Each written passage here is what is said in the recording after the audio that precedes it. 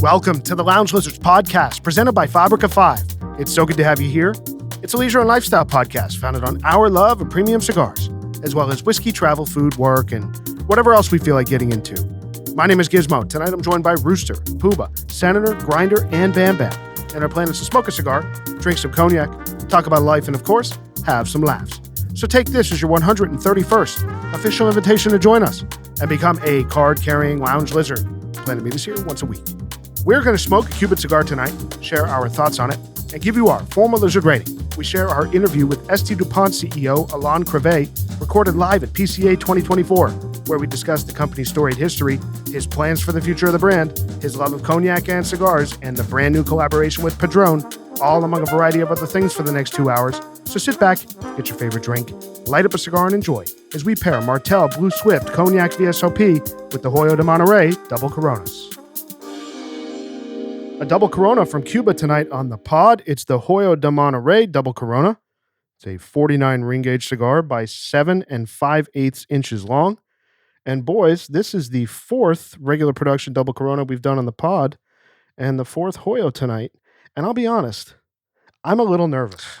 Yes, I think the rest of us are as well, but this is quite the beautiful cigar. Why would you be nervous? nervous? We have such a great track record with oil. Why would you possibly be concerned about this? I'm terribly anxious about how these cigars are going to perform tonight. Well, yeah, we all are. Well, you did roll them, so you should. I did, and you guys can yell at me for it once we see brought how an things extra go through. perfect draw, so anybody We need 6 perfect draws tonight. came prepared.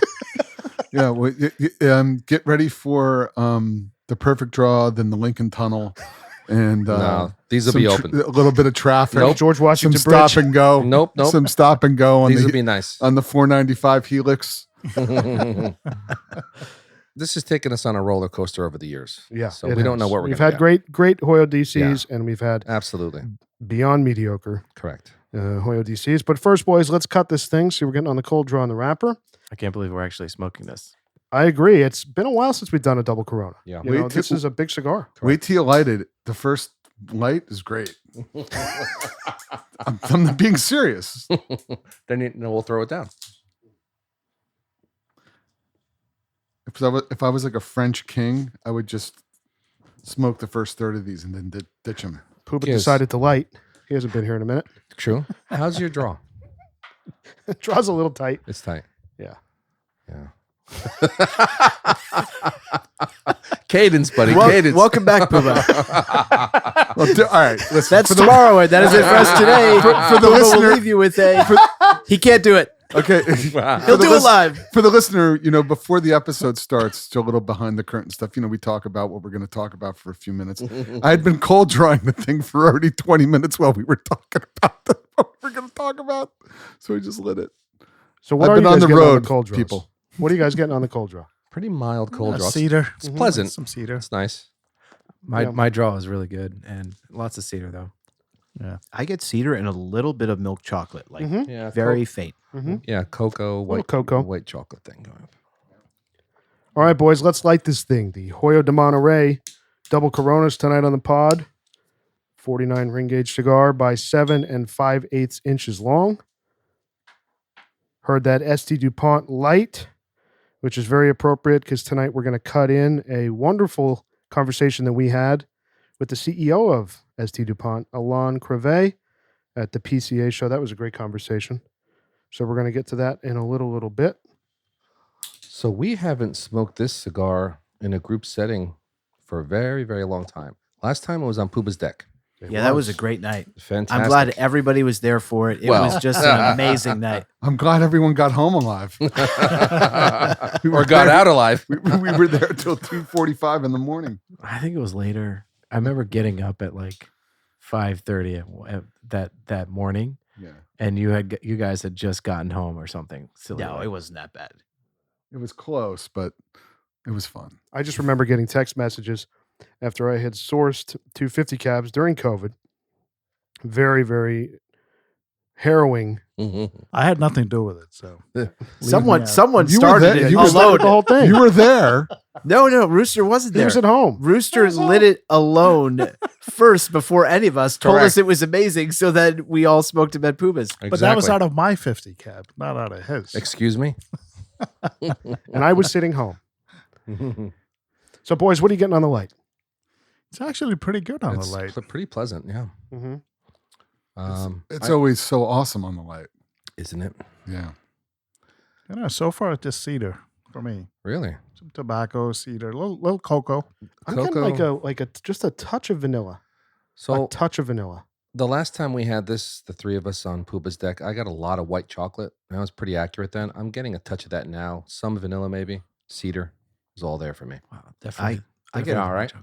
I get all the above. The only thing, there's a creaminess to this on the light. There There's is. like cream. Yeah, it's almost like you've sipped a coffee with like half and half in it or something.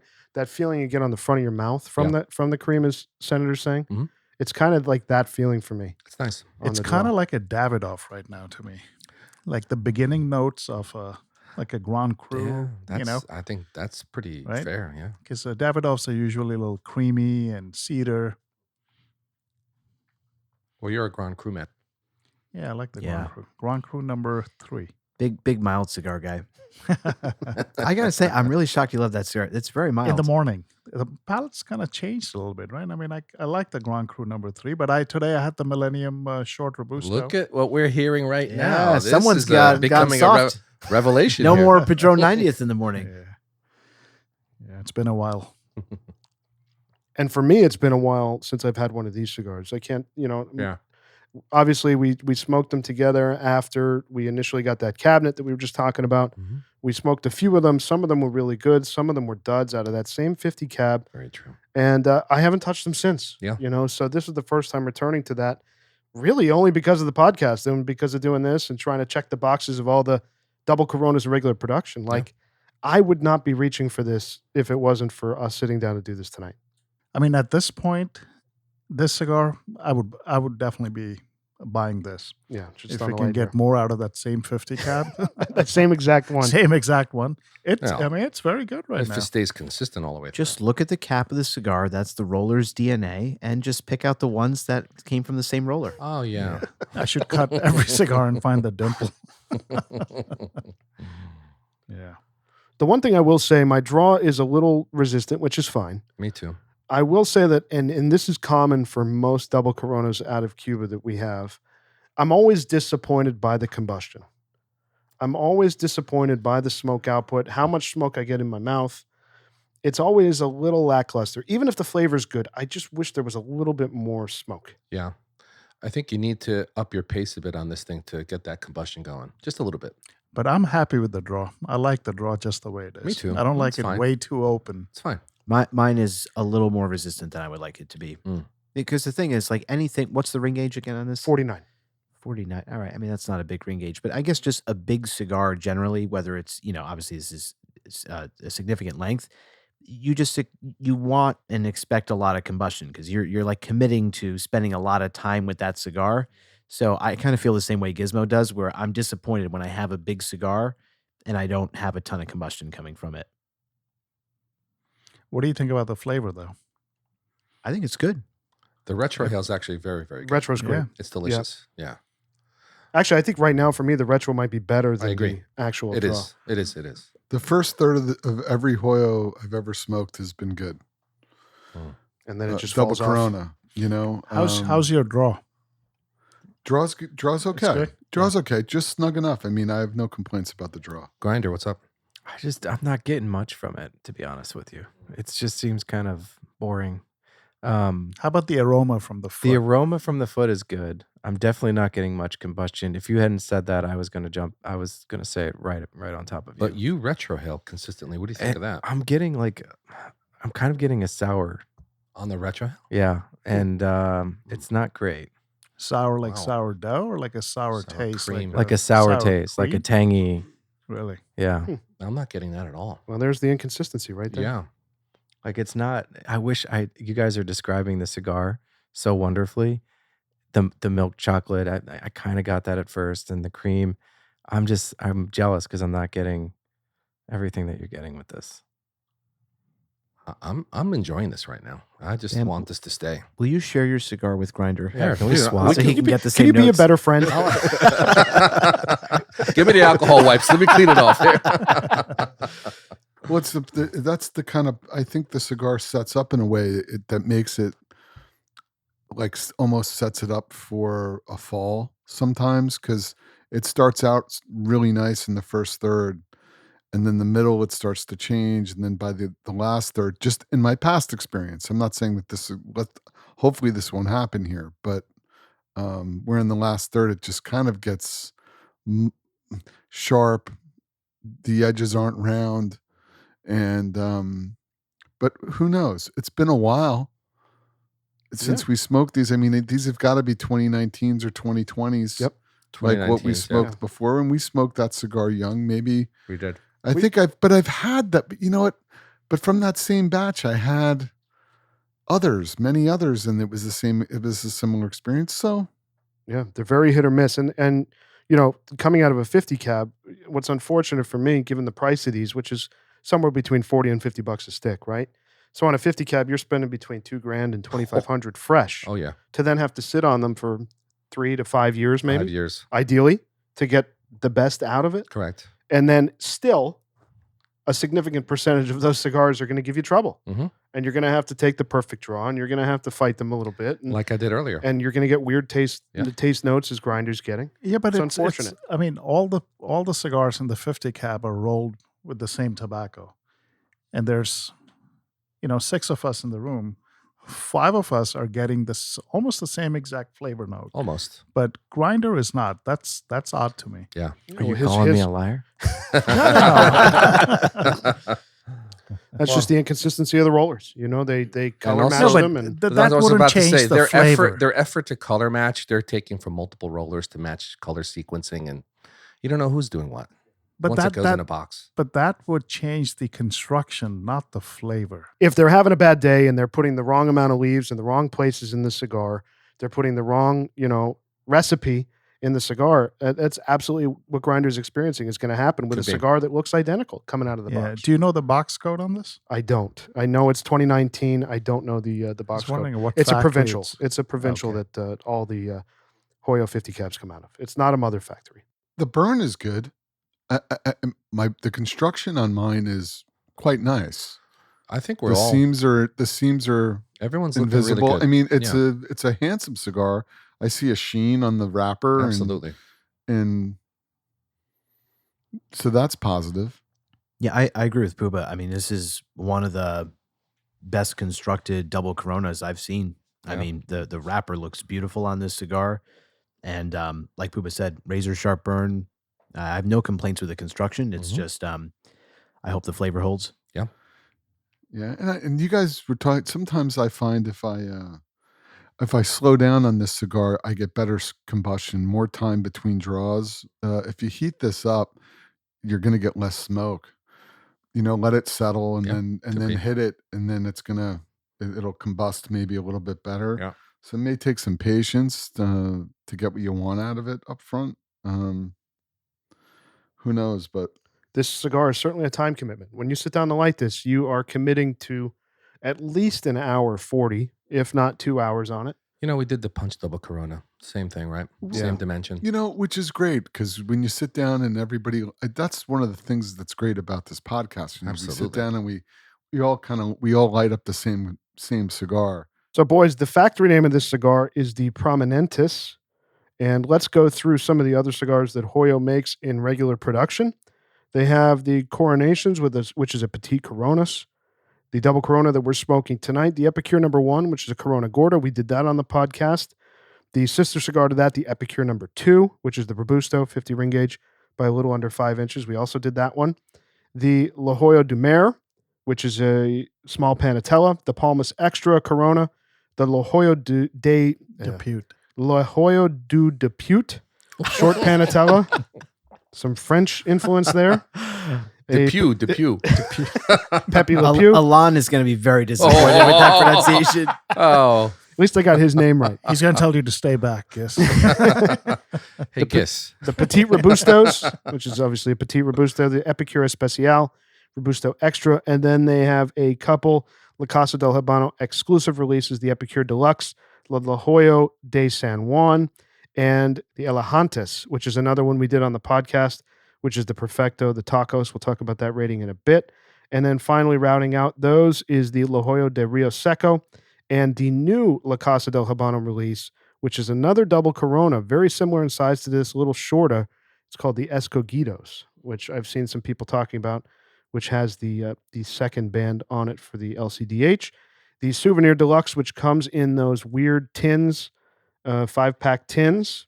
And then finally, and this is the one I wanted to save for last, because I know that Senator was talking about this one having come home when he came home from Cuba the last trip he was there.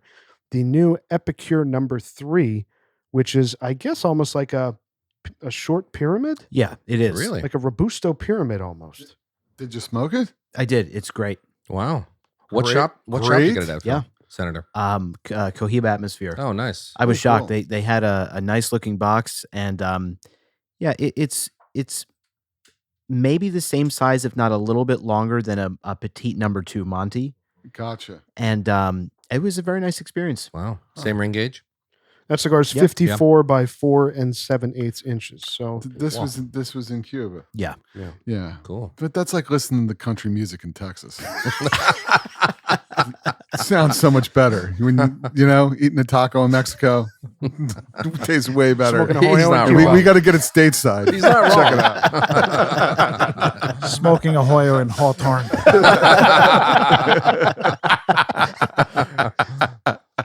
So that'll probably be the next one we do. I mean, we don't go to, for how large the line is, we don't go to Hoyo a lot. No. That's what I was trying. That I know. was what the joke was. I know. But I'm saying But that let me just say this: for me to say anything nice about an Hoyo, that's a Had to be pretty a good big cigar. statement. Yeah. But Yeah. you're an emotional guy. You get caught up in the moment too. That's true, too. Come on. You're not. You're a Virgo, but you're not that practical. Not every I'm cigar in fastidious. Havana is great. I hate to break it to you. Absolutely not. I'm teasing you. All right, no Hoyo number FE3 for Puba. Oh, hey.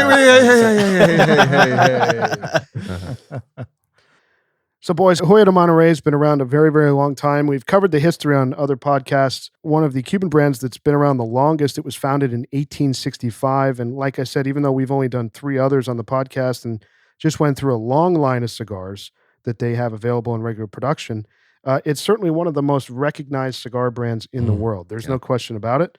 It was established, like I said, in 1865 by a guy named Jose Jenner de Batet, who was originally from Spain, immigrated to Cuba, began growing tobacco in Vuelta Abajo, which obviously is known for producing the best tobacco in the world, certainly from Cuba.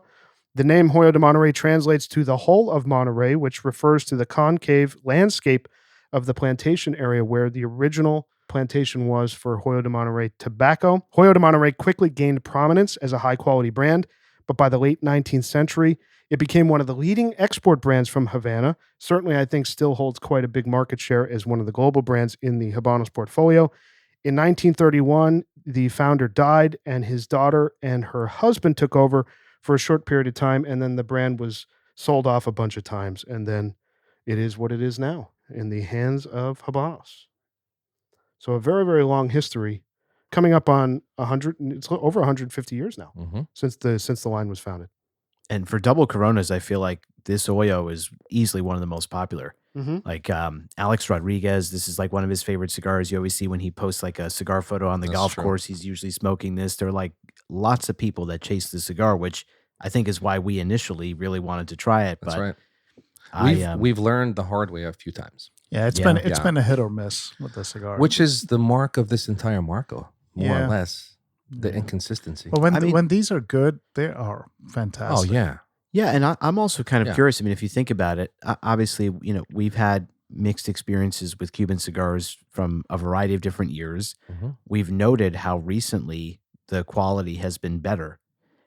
I wonder what like a 22, 23 one of these would be like Well, with some age on it. I'm not sure if you mentioned it. How did that Epi number 3 perform?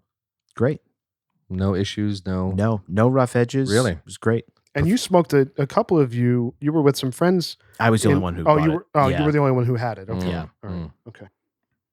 Interesting. I don't think it's a coincidence that petite torpedo size are Smells well. sleepers, and people they kind of tend to perform well, like the Monty too. Petite. Interesting. And it was a different flavor profile from all the other Epis I've had before, which was pretty cool. That is cool. That is cool. But in a good way. Yeah, that's great. Would you say it had more body to it? Was it a better smoke? Like how would you compare? Because the way I think about it is the Epicure number 2 is a little bit sweeter, kind of more classic Robusto. Epi 1's Epi more 1 robust. is very earthy. Super earthy. Like leather. almost like, leather and almost like minerally a bit in a way, you know? So how would you have described the Epi 3? This I would describe as right in between and more cedar than either the Epi 1 or the Epi 2. And I don't love a ton of cedar in a cigar, but it was done in like the right way. It was not overpowering, a little creamy, some like faint baking spice, some nuttiness. It was fairly complex. Like It's not like what you would want out of an Epi 2. Yeah. Good one. Mhm. Yeah. I mean, it's a pretty mild cigar, but like just enough flavor that it keeps you interested. And the last third actually picked up in a nice way. That's great. And how much was that cigar? I want to say maybe $18. Oh, that's not bad. Not bad at Yeah. all. Okay. I like when I see anything from Habanos that's quality, sub 20. Yeah. Anything under $20 that's a home good run. from Habanos. A home run. So we definitely have to try that at some point on the pod. I know that they're just coming out. They were announced in 22. They were finally released in late 23. So that's obviously why you found it in Havana earlier this year. So hopefully we'll be able to get a box of those, a box of 10. It's interesting about Epi 2s in that I've had some that are like what Senator had on Rooster's deck a couple years back, where he was just Gushing. surrounded by amazing. gushing, and it was amazing. And then I have some, I still have a few left that I bought in tubos that have got to have like 6 or 7 years of age on them. You know what I mean? But those were like, they smoked like more like a D4. Dude, we were gushing on your deck when we smoked these. They were incredible. No, night. the Epi 2. 2s. I'm talking about the Epi 2, like just Hoyo in general, where there was more pepper, there was more spice, but in a good way.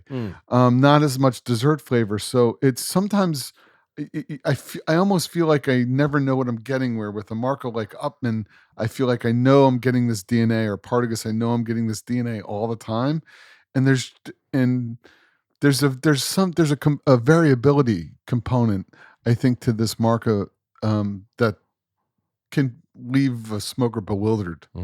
I agree. And I think our ratings, and we'll go through that later, of Hoyo and our experiences with Hoyo reflect that. I mean, there's really no straight line or even a slightly curved line of flavor profiles that swings its way through the brand. I mean, I would say this is very different than the Epi 2, which is very different from the Epi 1, which is very different from the Epicure Deluxe, and which is very different from what you're saying you found in the Epicure number 3. So those are 4 or 5 cigars right there that are very, very distinct, vastly different. Where I think some of these other brands, to your point, have a little bit more of a straight line as far as what you can expect in the flavor profile, at least from the core line of cigars. Yeah, it's like consistent DNA, right? Exactly. But what Puba brings up an interesting point, because there's variation, sure, across the line, but what he's saying is even within a particular cigar, like the Epi 2, there's like wild variation somehow, which should not be the case. Like, you know, if you get one box of D4s and another box of D4s, are they going to smoke exactly the same? No.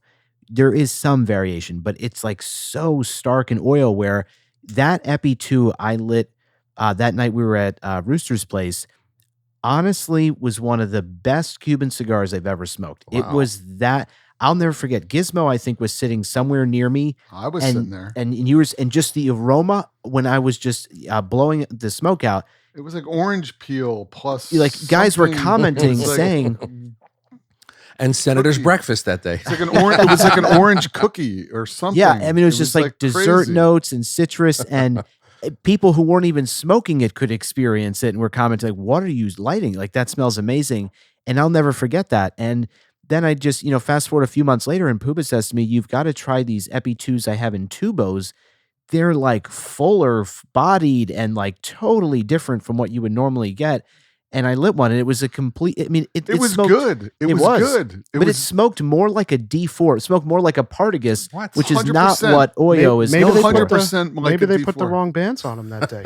No, I swear to you, That could It- happen. I mean, it could happen. it could happen. I mean, it could happen. It smoked more like a D4. Look, man, shit happens. Shit happens. It's like we ran out of D4 boxes. Fuck it. Put them in the tubes. Shit happens, man. I say that because if you think about even the cigar we're smoking right now, the very first one, when we lit this at Puba's, all of us were singing its praises, course how we good were. this cigar Oh, yeah. was. I made as bold a statement as this may be the best Cuban cigar I'd ever had. I did the same. That's how, Ben was right there with me. I mean, Yeah. that's how amazing the experience was. And then the next three of them from Were the same awful. cab I lit, I hated. So Yeah. the variation within oil in a single cigar, right? There's no reason that every Hoyo double Corona should smoke wildly differently. Mhm. I don't get why that's the case for this brand in a way that you don't see that level of variation for the others. Grinders gears are turning right now. Well, I think I'm a little ahead of you guys because I've been trying to. It's gotten better. You're fighting it a little bit. I've been not fighting it. I'm trying to work with it. But hasn't it gotten better? It's gotten a lot better. Yeah. That's the thing. It turned, and those notes you guys had in the beginning, White chocolate, vanilla, and cocoa, though. and cocoa. Yeah. Those three are there. The cocoa is definitely in there, and I've been. It's sad to say think that I'm- it's surprising how well this is smoking and how tasty it is. Right now, I'm very, very happy Me with this too. cigar. Me too. I'm very, very happy with it. But again, we're at the turning point. This is like the end of the the first the third. hammer. We're waiting for the hammer to drop. Right? Like the shoe, there's like a shoe hanging. Is it going to drop? I don't know. I hope it doesn't because I'm really enjoying the cigar. It's an hour, an hour and 30 minutes cigar. Yeah. Come on. If this thing continues like this, I'm a very happy person It with my is friends and very being nice. together and everything. But if you know, Mhm. if she starts to get mean, Gonna have to slam the door. I'm gonna have to take action. So, boys, these cigars come in two package varieties at the moment. It comes in a dress box of 25 cigars. And like we're smoking tonight, these cigars came out of a slide lid box of 50 cigars. They used to come in cardboard pack of 3 cigars, discontinued in 2006. And wow, I mean, this would have been awesome. A cajon of 100 cigars. We've talked about Oh Lord. cajons before. 100 Ooh. cigars in a bundle. Coming in a bucket. Imagine that shipment showing up to your Maybe house. not 100 of these, but 100 of D4s. 100 of something. 100 Upman 2s. Yeah, the Come on. cajon would be cajon would be pretty nice. I wish these existed because if that were the case, we'd all have multiple towers. Sure we would. Because we'd have no choice. And we'd be bankrupting ourselves. Or we can just combine all our boxes into the Tupperware lined with cedar. So the band on these cigars is a little different than most of the line. This is the standard band A that's been in use since the 1920s. Obviously, I think now it's embossed, which is a little different. But this is the classic Hoyo de Monterrey band that's been used for over 100 years now. And then the standard band E was brought in 2003, which is used across most of the rest of the line. So the band you get on the Double Corona is very different than the band you'll see on the Epicure number 2, the Epicure number 1, and most of the other cigars in the line. They reserve this bigger band for larger ring gauge cigars. But I don't know what other cigars this band comes on. It might only be the Double Corona at this point. I think so. It's Yeah, only I the don't- double. Well, it'll Corona. tell you the ring gauge. Have you ever noticed when you like peel off a Cuban band, it'll tell you the range of ring gauge that they use the band for? There's a number there. Yeah. What's the Chinese symbol? Chinese? Does What, it in the look middle? Like, yeah. I mean, it does kind of look like a Chinese character. Does it look like a Chinese character. Yeah. It really I think does. it's just the. I think it's it's a just crown. the arm. It's the devil. Diablos. I think it's just the way it's embossed. It's a not a high detail emboss. I do highly recommend after you ash, purge just a little bit and blow out. It's worked out nicely the last 2 times I've done it. It This just is- cleans it up. this It's is good. I'm happy right now. I mean, this Yeah. is very good. So far, I think the cigar is okay. It's very mild for me at the moment. It's better than okay. It's better than okay. Cedar is there. I'm getting a little bit of the cocoa, a little bit of vanilla, but it's just not giving me enough. Like I feel like it's like screaming at me from the other room. Yeah. Like it's not right. It's not In a my powerful face. cigar, so I understand what you're saying, but there's just enough flavor, and I like what Senator said earlier, to keep you interested. For me, I'm hoping as we get into the second third and the last third in a little bit, I'm hoping that it just picks up a little bit and gives me a little more. I'm willing to invest the time in a cigar like this, knowing that it's going to be a 3-act play or hoping that it's going to be. Well, you're going to invest that time today. I'm going to invest that time You ain't tonight. going nowhere. So like I said, Hoyo de Monterrey is one of the 6 global brands in the Habanos SA catalog. They say that the line comprises of mild strength cigars. I think sometimes they get mild medium or medium. And the mother factory of Hoyo de Monterrey, as we know, is La Corona. Correct. Which we We've love. been to many, many times. So boys, let's talk about our pairing tonight. Senator, what do we have? We have the Martell. We got some good shit tonight. We have the Martell Blue Swift. You're celebrating the release of Taylor Swift's new album? Oh, please. I've heard too much about that. I know Taylor Swift on this. Please. Please. Are you giving her album a 10? No, I'm not rating her album. Do you know how many calls I've been on work-related where someone has decided to start the call by saying, so what's your favorite song on Taylor Swift's new album? And I just sit there in complete silence and watch these morons spend 10 minutes talking about this. I'm sorry about that. Well, we're celebrating tonight. So this is the Martell Blue Swift, which I think you were saying before we came on, it's a VSOP. So yes, it is a VSOP, but it's notable because it's the first VSOP cognac that's ever been aged in bourbon barrels. And the reason for it is Martell was the first cognac house to actually ship cognac to the United States. And so to kind of commemorate the special relationship that Martell has with the U.S., being the first supplier of cognac to this country, they decided to age it in bourbon barrels and come up with a new expression that's very popular. I mean, I've always seen good reviews of this. This is my first time trying it. I've never drank it before. Same here. But it's pretty cool. I also, it's kind of fitting. We had our interview with Alain, who lives in France. And so to kind of commemorate our friendship with Alain, I think it's very fitting and an American and French connected spirit. You know what I love about it? I love that it's just a little bit drier. Not just a little bit, like maybe significantly drier than other cognacs that we really like. It's got a drier finish and it's really nice, I think, in a rotation. Yeah. It's not that sweet. It doesn't, which is good. I mean, sometimes I want a cognac after dinner that's a little bit more sweet, but this is a little bit more dry, and I probably from the bourbon, maybe it's from the bourbon casks. I think it's from that charred bourbon barrel. Yeah. I also like, I think because it's not so overtly sweet, it doesn't overpower the cigar. I agree with that. I'm very happy about that. It works pretty nicely with this thing.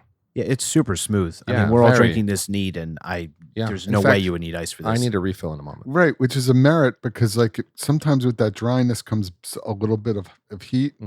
And that doesn't have this at all. Nope. So right now it's something I would definitely look at buying and putting in my liquor cabinet. How much is this bottle? It's a reasonable price point. At Total Wine, it's $55 a bottle. Oh, I was expecting it to be more. I had to be 80. I had to pick this up in a pinch last minute, so this local shop that I'm not a fan of charges $65 for it.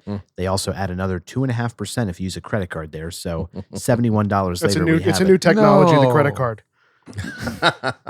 You know, I don't like this trend. It's not good. No, it's I bullshit. don't like this trend. I don't like this trend at all. Puba, I'm very sorry to hear that. Does anyone else like this trend? with the No, credit card we thing? hate it. Makes me want to use cash everywhere. It's not even a trend. It's like it's becoming like more normalized, which is disturbing. This is all post COVID, by the way.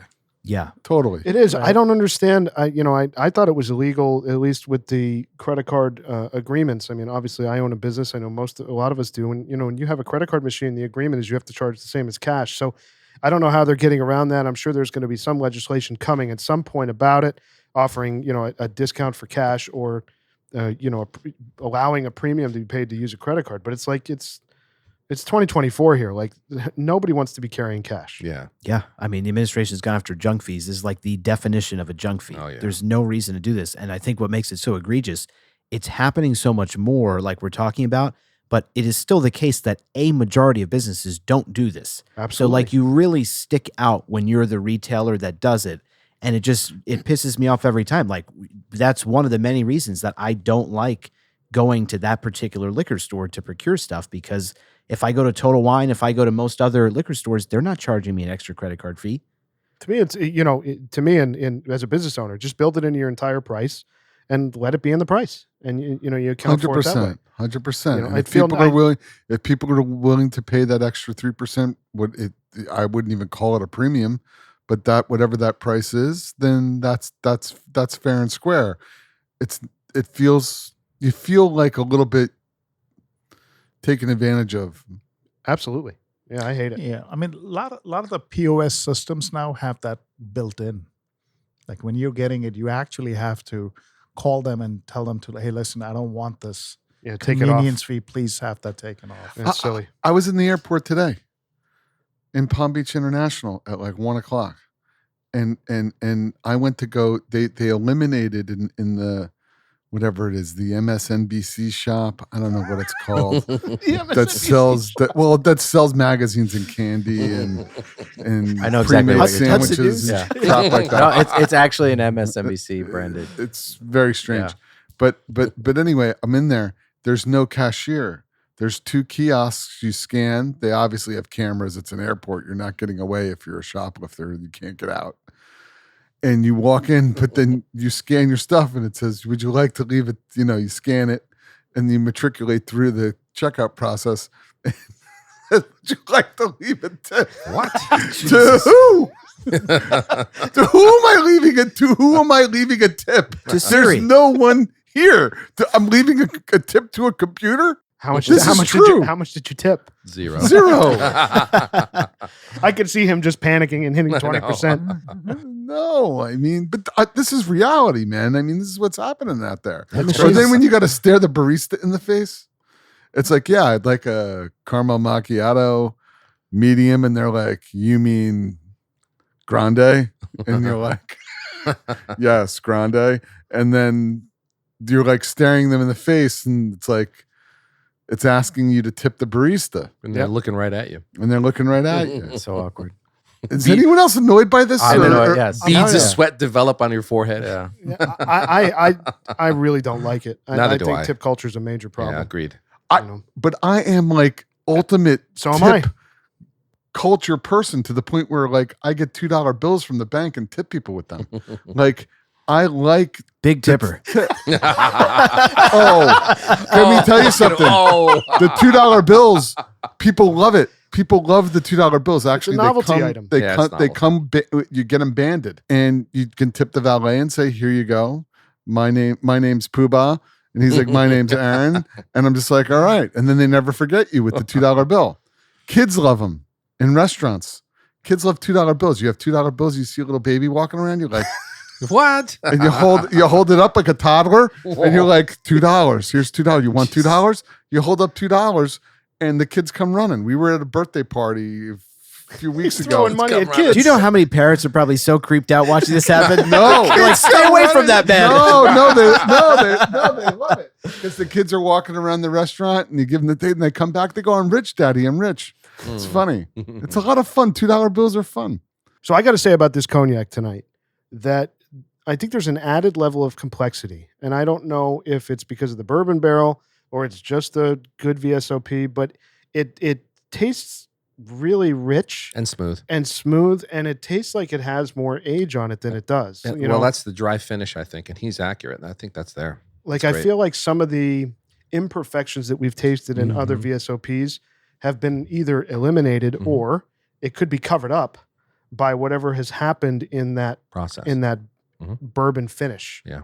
You know, but I think it's a really nice pairing with the cigar. It's very good. I think I think you mentioned there was like a cherry scent On the nose, aroma. on the Yeah. nose. For me. That kind of like it sticks around for me a little bit, and I think that complements the cigar in a way where it's not like a match, but it elevates it a little bit. Yeah. So that cherry note is signature Martell. So if you guys Really? remember when we did the VSOP, you get a lot of cherry in that. Martell generally is not as sweet as some of the other cognac brands, but like their regular VSOP, the cherry's so pronounced that it's definitely sweeter than this. So like the bourbon barrel has tamed that, and I think just delivered like a richer, Smoother. drier, Yeah. smoother finish. Do you think it's sacrilegious to put any ice in here? Because I have a I do. little bit left. I'm in this class. I might just try it. I think water ice in this is going to change it I agree. in a way that would be very negative. And, Yeah, and I would I'm not. I not- would not put ice in this. yeah, I'm not Agreed. feeling that I want to put any sort of ice or water. And Correct. I like, we've talked about this in the past. I do like my liquor like chilled in a way. Yeah. But this room temperature, But not cognac cognacs. is good. Cognac's Not cognac. cold. No. No, you can put ice in cognac, and especially some of the VS. lesser aged stuff. You Oh, definitely sure. want ice in there. The big thing for me, my rule of thumb is any spirit that drinks extremely smooth, neat. There's no reason to put ice. I mean, if it's drinking super smooth already, ice is just going to dilute that That's further, right. and then you're going to be left with such a thin, Yeah.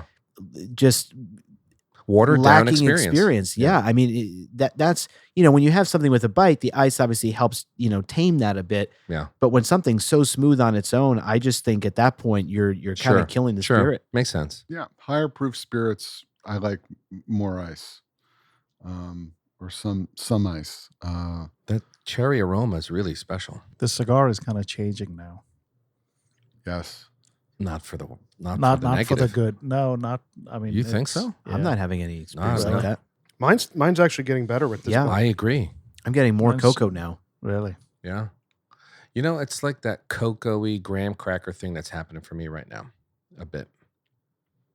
Yeah, I think the cigar's pretty good at this point. It's picked up just a little bit.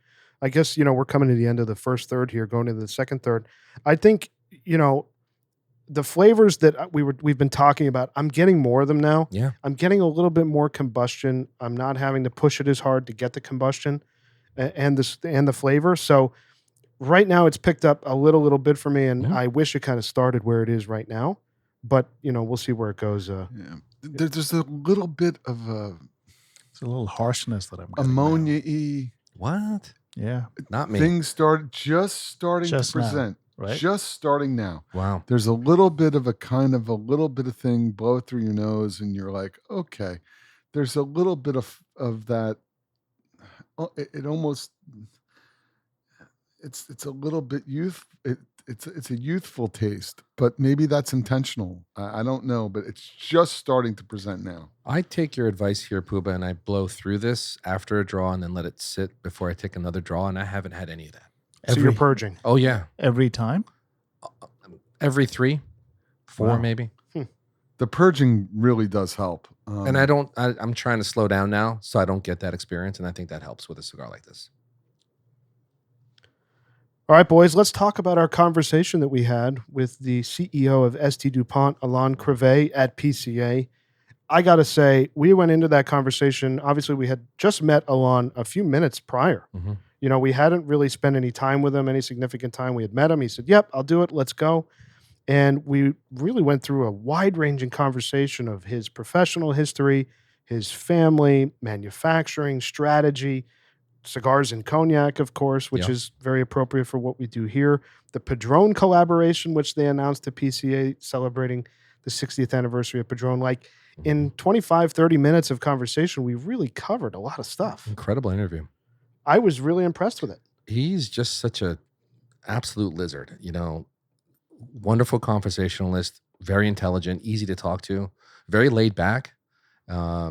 Great interview, just overall. I think the thing that stood out for me, just his passion for that brand. I mean, the listener will hear in the interview him talk about what that brand meant to him from a young age, and when that job came up, how eager he was to go for it. And I think a lot of us, we kind of looked at each other by the end of the interview and we're like, I need another Dupont. Like we Absolutely. wanted to buy more of their products. Like he had just, it means so much to him what they put out and how they approach what they're doing. And that for me was just really cool to see, because these brands are oftentimes, particularly in the accessory space, like in the cigar space, the heads of these brands, the CEOs, they're very public facing. So we know who's behind that operation. Had we not met him at PCA, we would never know who's really behind and responsible for the operation at ST Dupont. And so to put a face to that and see the same level of passion that a Jorge Padron or a Carlito Fuente or some of those guys speak with, for me was really powerful. What I find really interesting with him, most CEOs aren't down into the nuts and bolts of their business. Yeah. He gets into the craft of how his pieces are made down to the millisecond. I mean, he is really attuned to the shop. He calls it the shop. Yep. Right? He goes into the shop, he sees how they're made, he critiques, he meets with his staff. It's really compelling. Man. I was really impressed with the fact that this isn't a CEO who's that role isn't changing every 3 to 5 years like it is at a lot of companies. He's been there since, they were having some very, very hard times when he came in 20 years ago, and he completely turned the business around. Yeah. So for a 20-year story to be told so eloquently to us on and off air, in the conversation and even before and after we had sat down with him, I'm really impressed with the guy. Yeah. Like it really, like Senator said, it made me want to run out and buy another ST Dupont. For me, it was Yeah. the pride of the handmade product that took me aback. How proud he was of that. Yeah, but he's also very in touch with the customer base, what the customer wants. Mm-hmm. Because he goes and he travels all over the world, going to lounges and talking to people, going to the PCA. And he really knows what the customer base really wants. Yeah. And then it was interesting when he mentioned there's like 1.2 billion smokers, right? Yeah. And how little of the market they have captured and how much more they can. And he also talked about, like, maybe somebody mentioned like how, smoking is kind of on a downturn. So maybe DuPont should look into some other things to Right. kind of increase sales. But he kind of stuck to lighters and said, that's a cigar accessory that everybody wants. If you're smoking a $40, $50 Cuban cigar, you don't want to light it with a big lighter. You want to have a nice lighter. You want to have a nice experience. Correct. Yeah, I think it speaks volumes that he sat down and talked to the podcast and spent the time. See, that means something. You met him an hour, a half hour or 45 minutes, whatever you said, before the interview, and he goes, "I'll sit down. I'd love to sit down and talk to you about my brand." He said he listens to our blog. And take the time take the time that's valuable to him. So that's to me that shows someone who leads from the front and wants to get the message out about their brand and the value and talk about it. And that says a lot, I think. He was very accessible when we came to him with the idea. Even his whole team, who were kind of orchestrating it for us, we're just he's here to talk to people. Like that's the raison d'etre. He wants to be in front of the customer. He wants to make sure that the brand is getting well known. And one of the things that struck me, I spent a lot of time at the ST Dupont booth at the time, just waiting for him. And I was escorting him back and between the recording space, and just hanging out with him, with his team, who were like, "This guy's so fun. We spent all this time with him doing this marketing thing or all this places around the world, and he's so proud of the American office as well, and the connection that there were two brothers that were salespeople who worked for him over here in the States. They both had so much love for this guy, and they considered him as his brother, frankly. And it seemed like something that he was very intimate with the operations and the They probably go-to-market. sit around, drink like expensive French champagne, and He's a use lizard, right? DuPont lighters to light cigars. I mean, who doesn't want that job? Correct. That's the other thing. I mean, I was just going to say, I think the thing that also really stood out with him, he is a total lizard. Yeah. And, we're lucky to have such a global following like we do. And I think it's especially meaningful when we meet folks from other countries or listeners from other countries write us about, how they, smoke and go to lounges or smoke at home, or kind of culturally how they approach this thing. And for him, some of the stories that he shared, I mean, I think all of us were sitting there like, I mean, he's no different than us, No. like he lives across the pond, and everything from early on when he got into cigars to the present is very much like, why we appreciate this and why we do what we do. And so I thought that was just really cool. And, Agreed. he's so graciously obviously invited us to come out to France at some point to tour the facility where they hand make all the products. And I would I think we're going to take him up on spending some more time with him. The 'cause- work- workshop. Bam Bam will be in France. Okay, I mean, France. that's gonna happen. I don't know if France is ready for Bam. No, they're not. But you know what? They're gonna get him anyway. Is Bam Bam ready for France? That's a good question. That's the question. Oh, you know he is. All right, boys. Come So on. we're going to split this interview, this awesome conversation we have with ST DuPont CEO Alain Crevet into two parts. And let's go to the first part of that right now. And we'll come back at the end of the second third. Live from PCA 2024, we are sitting here with ST DuPont CEO Alain Crevet. Thank you so much for being with us. Pleasure being with you guys. Hello everybody. It was a chance meeting at the ST DuPont booth here that we were able to be connected with you, and you were so kind to come on and do an interview with us and talk to a little bit about your history in ST DuPont. So we're very, very grateful, and we're looking forward to getting into that with you.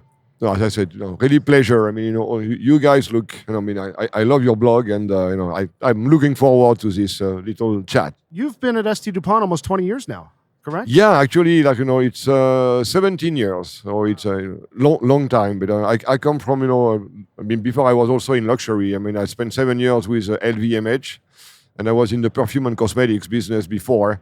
I built for Mr. Arnault the perfume cosmetics branch. I was CEO for Givenchy and Guerlain. We tried to organize by category, and we also, work closely with the fashion, because before it was very much handled separately. But since I'm a huge cigar fan, and I'm from a Dupont family, I mean, my dad had, of course, a Dupont lighter, and we used to get together on weekends, have a cigar, and then, it was still allowed in those days. I mean, when I graduated from my MBA, he gifted me a Dupont lighter, which I always have with me, but I keep it at home. So that's why, when I knew Dupont was looking for a CEO, I said, hey, that's my brand. Wow, that's incredible. I have to line up for that. Incredible. We were very curious. You had just launched here at PCA the partnership with Padron, which is fantastic. Obviously, you have partnership with Habanos, but you also have partnership with Game of Thrones through HBO and Star Wars. So what is your process of curating a partnership and developing that through such a wide variety of possible partners? No, in fact, I mean, we don't do so many partnerships. I mean, when we try to do, we are quite disciplined, okay? We have historically, we love all what is art and entertainment on the one hand. And that's why, as part of our history, for example, we are lucky enough that, the famous painter, Pablo Picasso, loved the Dupont. He was smoking a lot, and he used to make little drawings on the lighters. So we developed a couple of collections with the Picasso family and estate. And for me, as part of, we also did with Warhol, stuff like that. And for me, the entertainment, generally speaking, is also part of this whole, art and entertainment. That's why we also used to be partners with James Bond, for example, back 10 years ago. That's why when we had the contact with Warner Bros., and I'm a fan of Game of Thrones, so I said, well, it's a cool idea. Yeah. So let's create, a line inspired by Game of Thrones.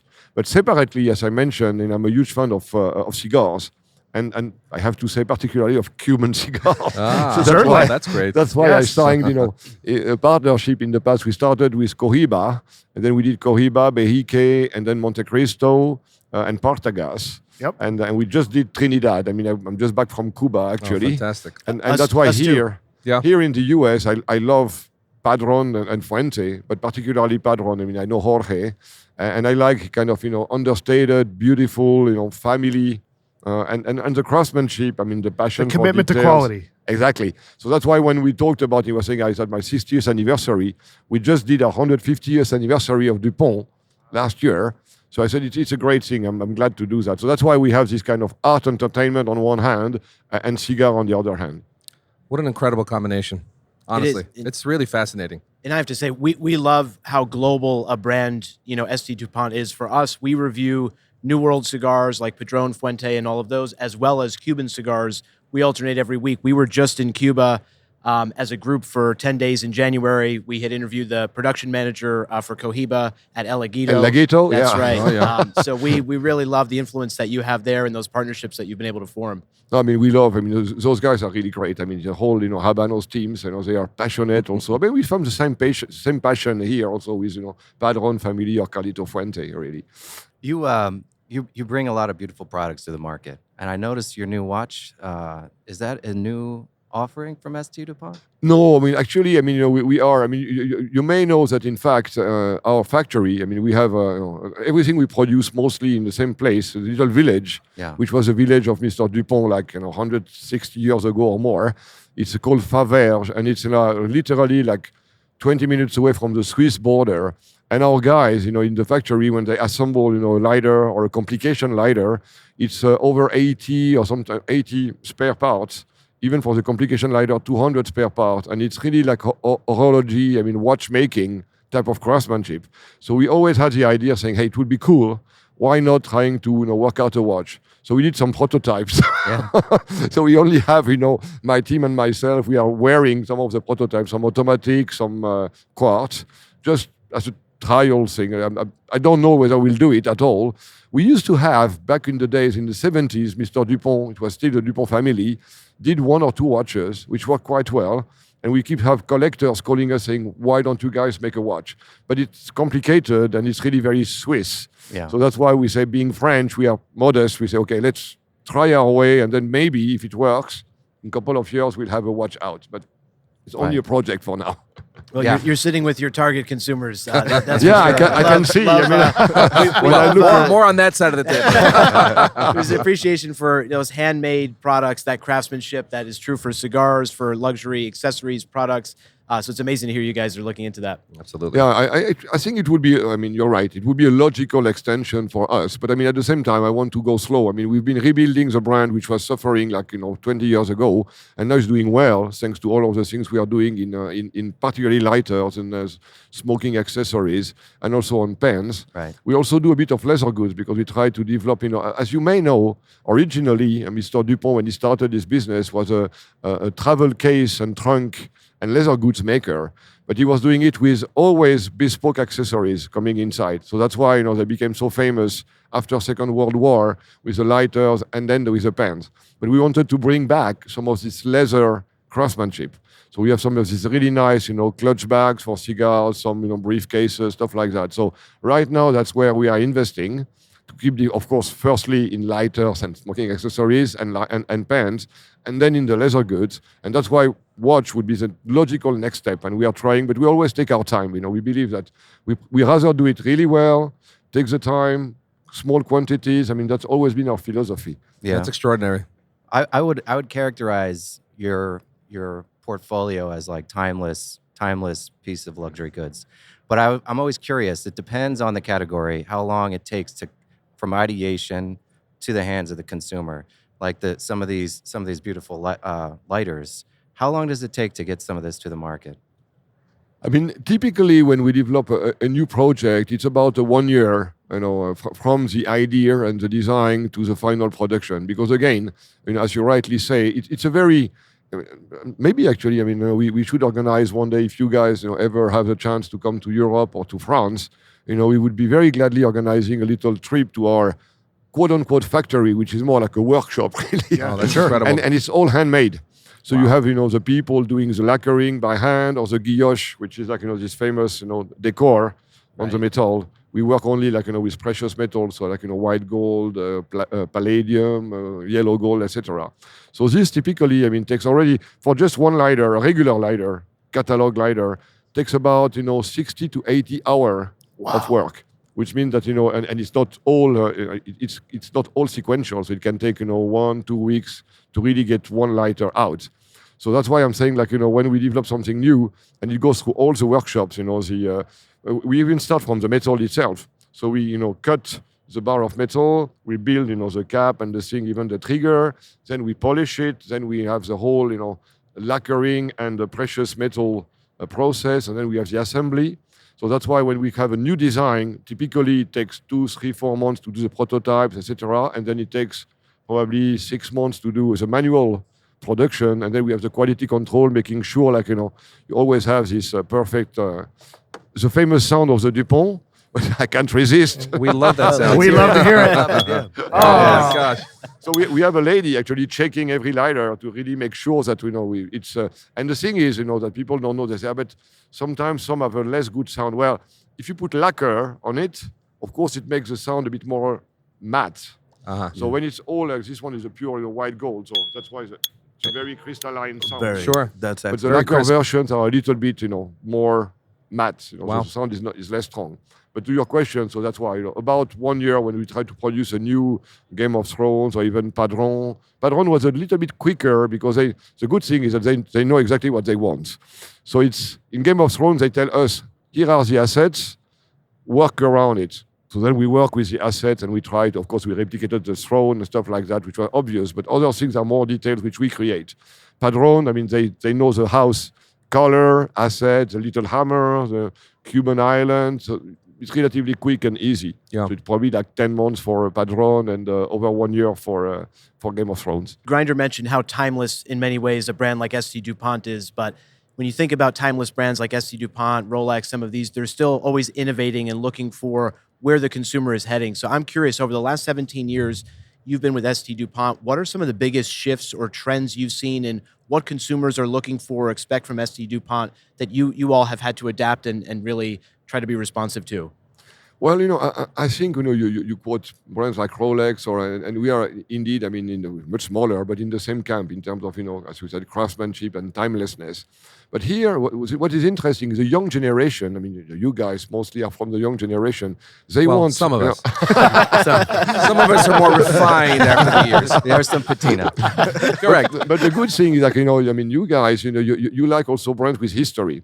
So that's where we need to keep the timelessness in the craftsmanship, but then in terms of functionality, you want to also have some new and interesting features. So that's why, for example, I mean, when we created this new Le Grand Dupont, we just observing the people in the cigar world, we're saying, yeah, soft flame is nice, but if you lead it outside or if you want to lead it up quickly, torch flame is better.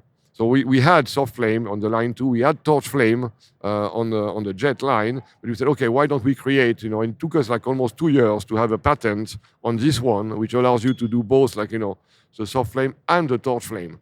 Same, in the jets, we had mostly ladies. They were saying, yeah, your lighters are beautiful, but it's very big. If I have to put it in my purse, I would need something which is a bit more slick and slim. So we created what we call the Slim 7, or now the Slimmy, which is a super, it always keeps the Dupont style, but then, the functionality is cooler, is more modern. Yeah. So we always try to mix a bit of both to try to, to cater to younger audience and bring in some, I wouldn't say technology, but at least better technical functionalities. Yeah, honestly, the Slim is my favorite model. It's nice, huh? It really is. It's efficient. It doesn't take up much space. It's fantastic. And we have a new one which we call Twiggy also, which Twiggy? is, it's very cool because also ladies were saying, it's very small. Yeah. Yeah, it's small, but it's a bit more. It's slick. Taller. It's a little bit taller. So again, we try to, and that's why we love to go to these fairs and we love to go to the lounges because we see the real people. I mean, I spend a lot of time myself with Fred and my team, and we go around the world and we'll go to Asia, we go here, we go to Latin America, Europe, of course, and we learn. I mean, we try to listen a lot to, because in the end, it's all about customer service. So if you really understand the need of your customer, I learned that in my very old days. I started my career, I told you, at P&G, Procter & Gamble. And I was selling laundry detergent and diapers. And we were doing a lot of research. And we keep doing that today in a smaller scale, but just by going and listening to our customers. No, this is excellent. That you always listen to the consumer, and it's a testament to your brand that you've kept evolving. All right, we'll go back to the second part of our conversation with ST DuPont CEO Alain Crevet in a few minutes. But boys, what are you thinking about the cigar? Still very lovely.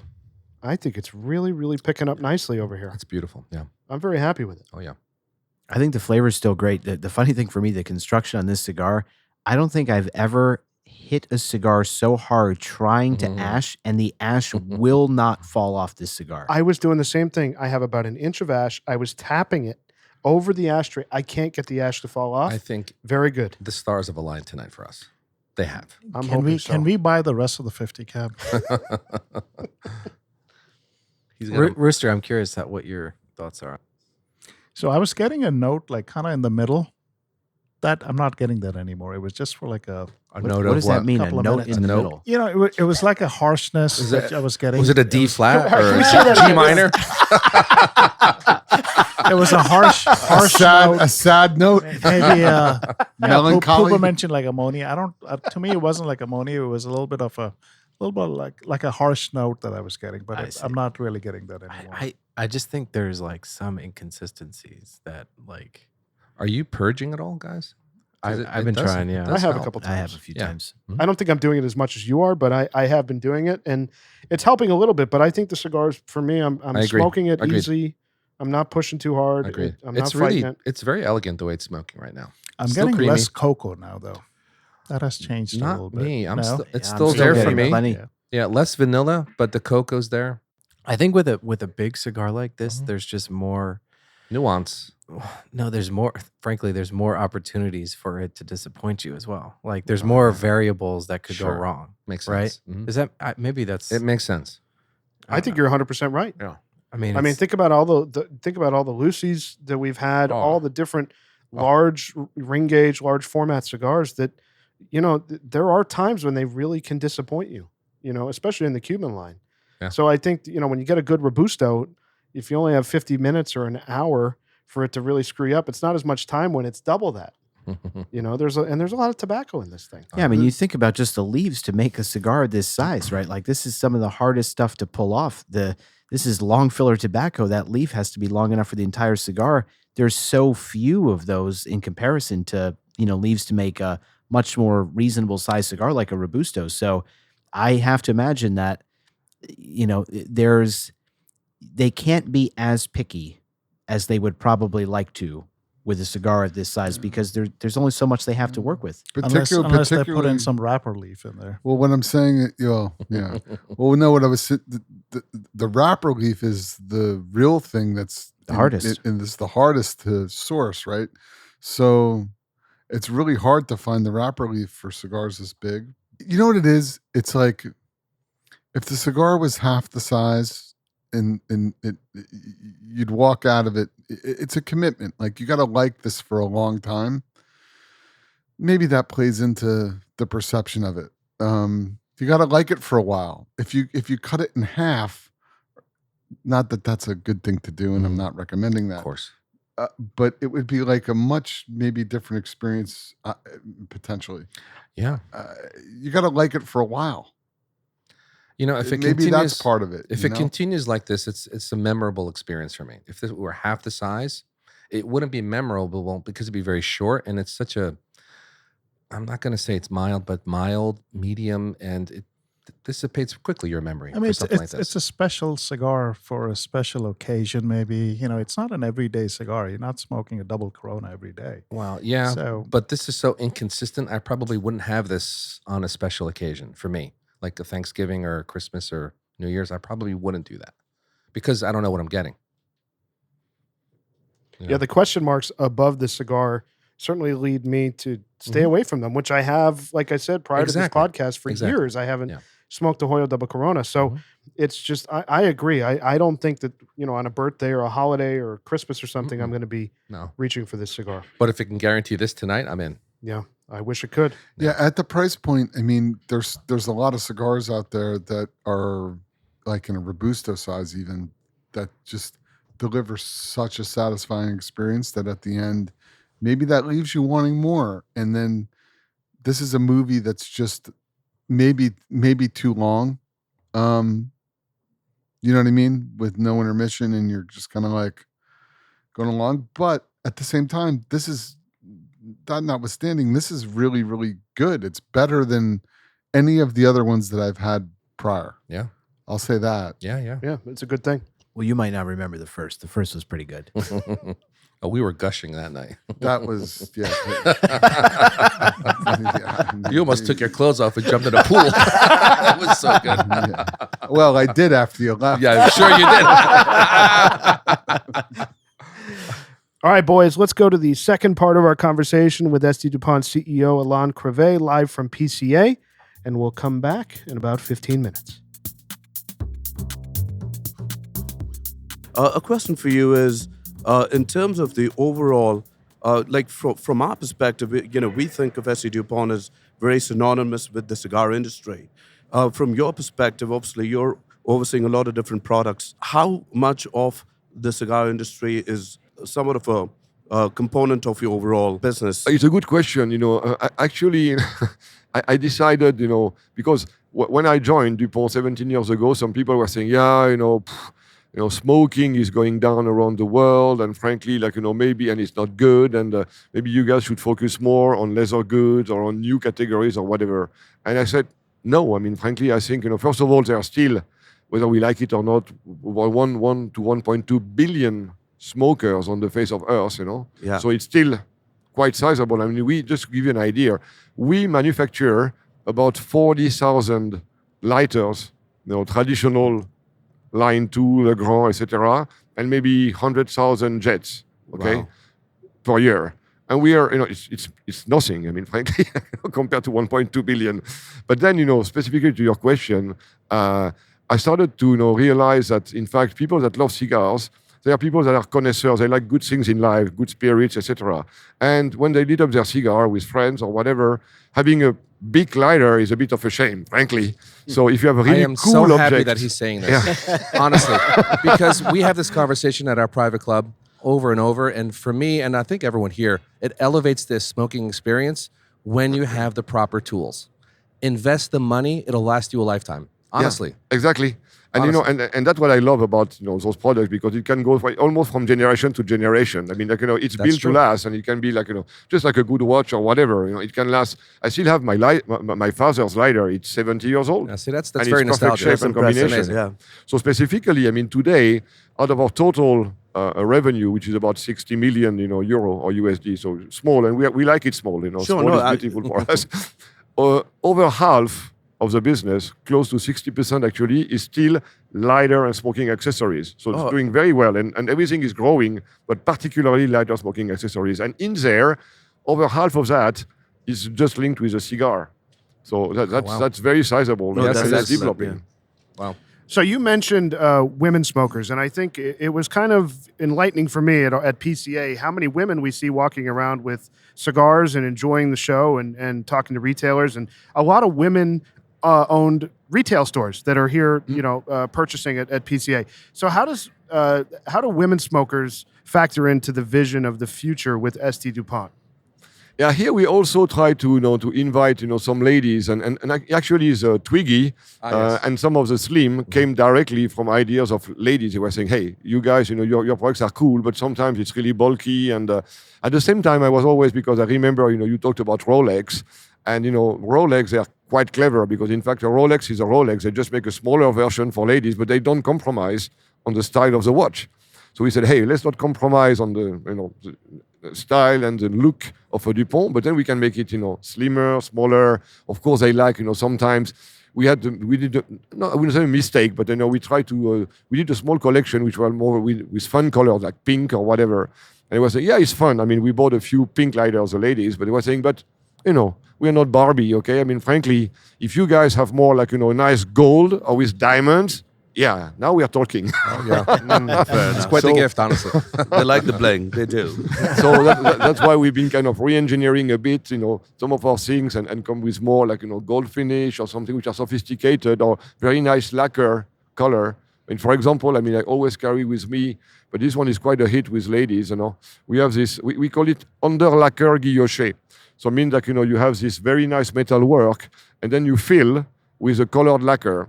So here, this one is emerald green, but we have also some other like beautiful, blue, sapphire blue, and this is also, and it also comes on the lighters. Ladies love that. That is gorgeous. Because that that also bring some color, because we tended in the past to have everything black or black and gold. That's nice, but it's a bit formal. So if you guys can add a bit of nice color, so again we did, because we try to listen to what people want. I think Mrs. Bam Bam would love that pen. I wanted to ask a question, more on the personal side. So these are treasures. These products you bring to the market, they're treasures, and there's a certain element of gifting them from generation to generation that you alluded to. And there's also what we saw yesterday with Padron, gifting a very personalized product to an individual, and that seems to be part of the ethos of the brand and of the community, right?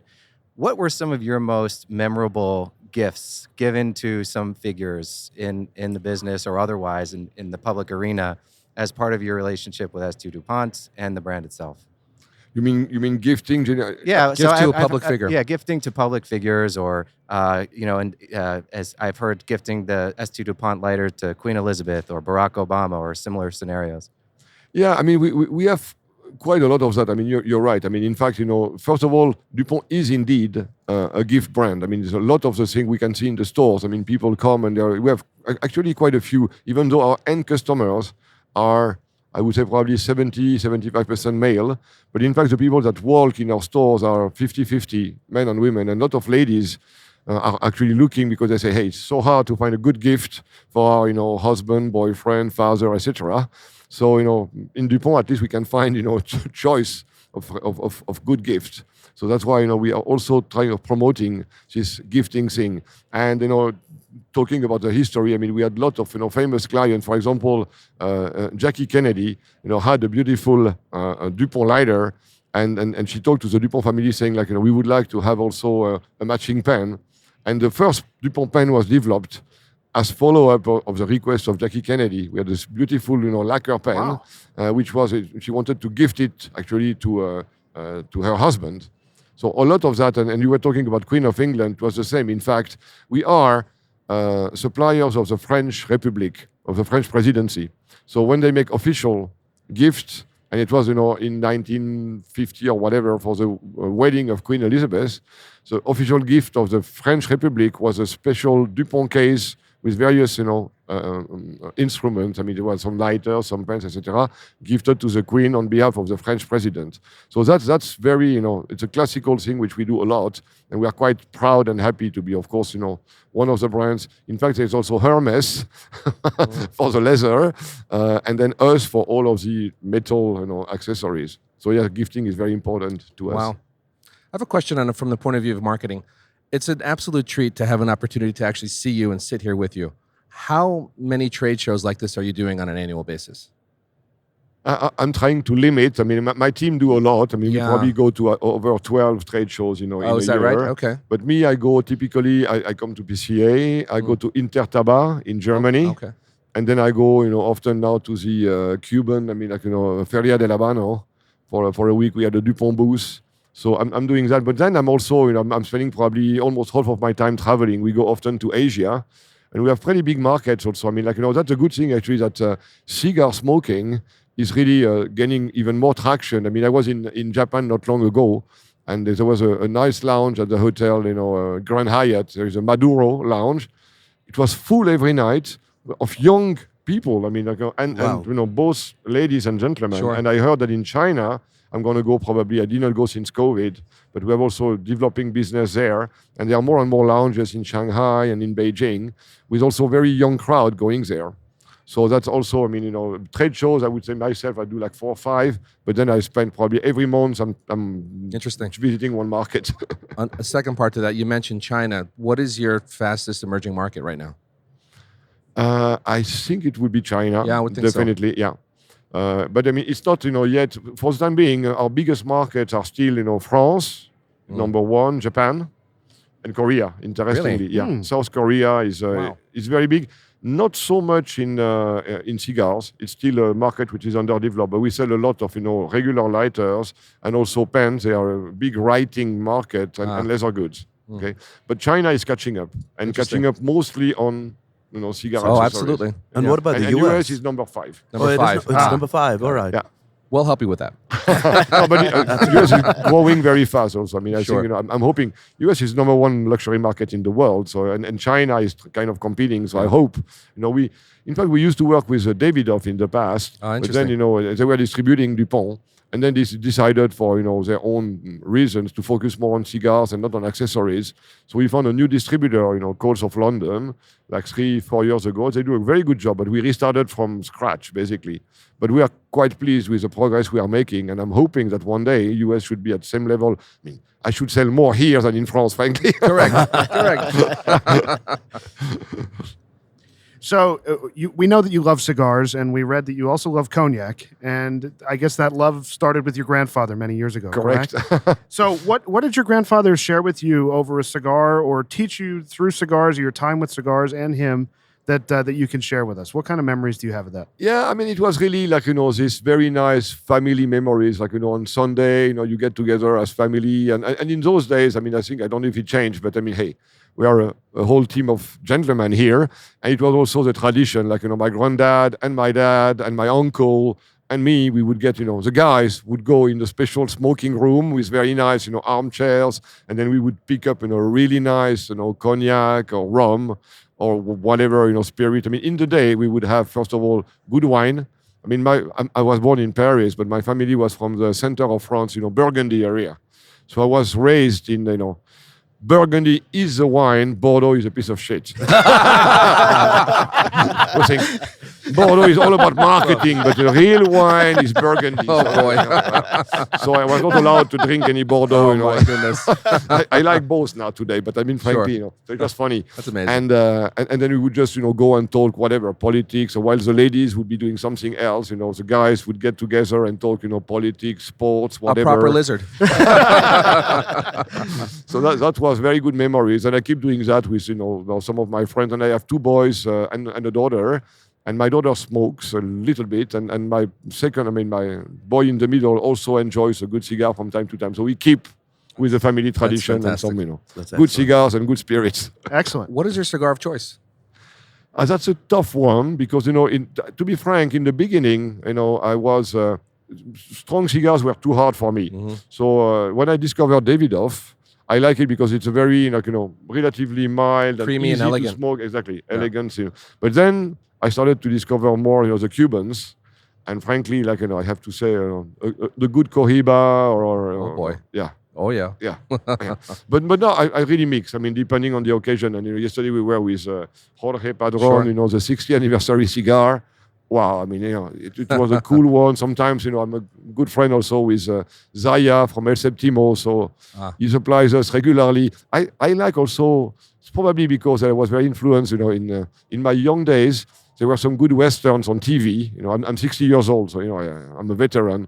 And Clint Eastwood was always having these amazing long cigars. That's exactly so right. I always wanted to get Lanceros. Yes.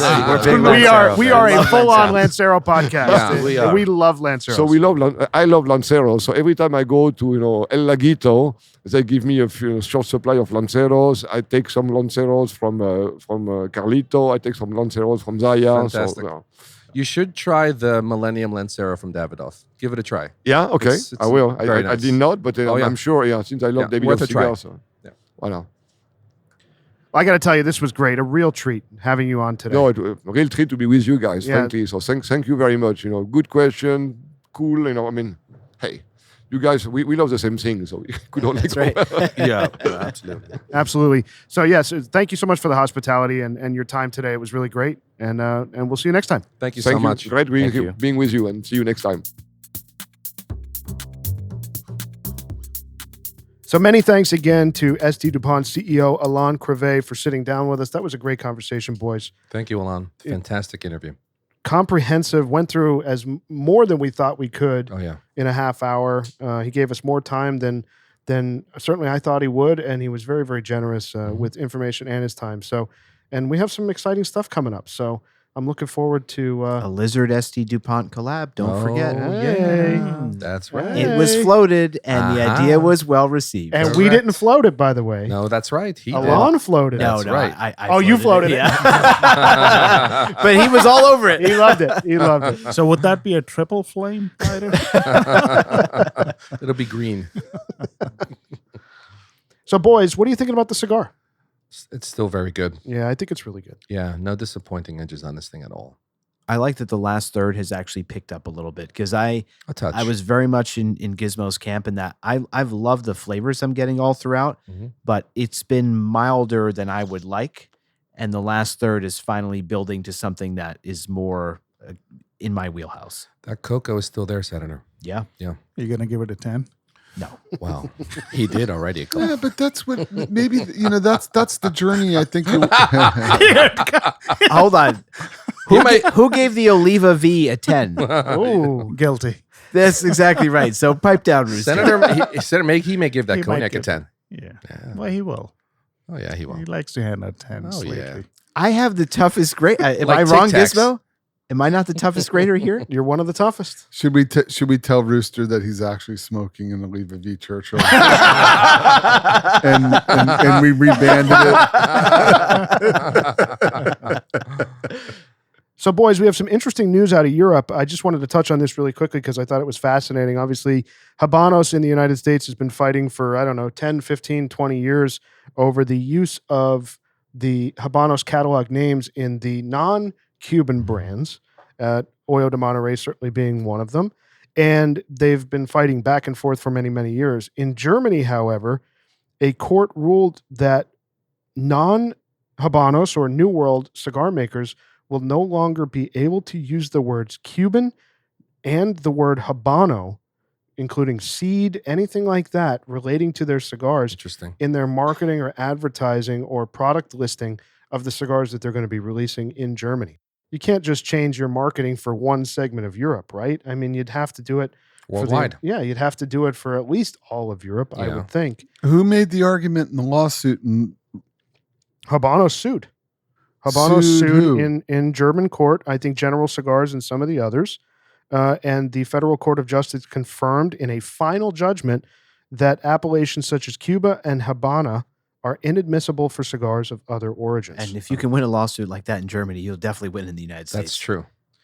So things like Habano seed, Palato Cubano, Habano wrapper, Ecuadorian Habano wrapper, Ecuadorian Habano seed wrapper, Cubra, the Noble Fire of Cuba, Criollo, or Binder Habano Jalapa, Nicaragua. Wow. Those kind of things are going to be inadmissible because they include words that have now been deemed that's illegal you in know, Germany. You know what I wonder? I wonder in Europe if that could hold up because they're doing trade there. Yeah, this But would never in go to the court. U.S. Yeah. in the U.S. But it did hold up. We can right? no right, like but here. in the United States, we can tell Cuba to go pound sand anytime we want over any issue whatsoever because we don't do any kind of commerce with them, and But they've that's won- the end of that. In the United States, they've won quite a few cases saying that it's been back and forth. It's kind of been like a volleyball that sometimes Habanos wins in United States courts that But can't they be don't marketed. market their stuff here, and but the courts have still ruled in their favor. So That's Look unusual. at that.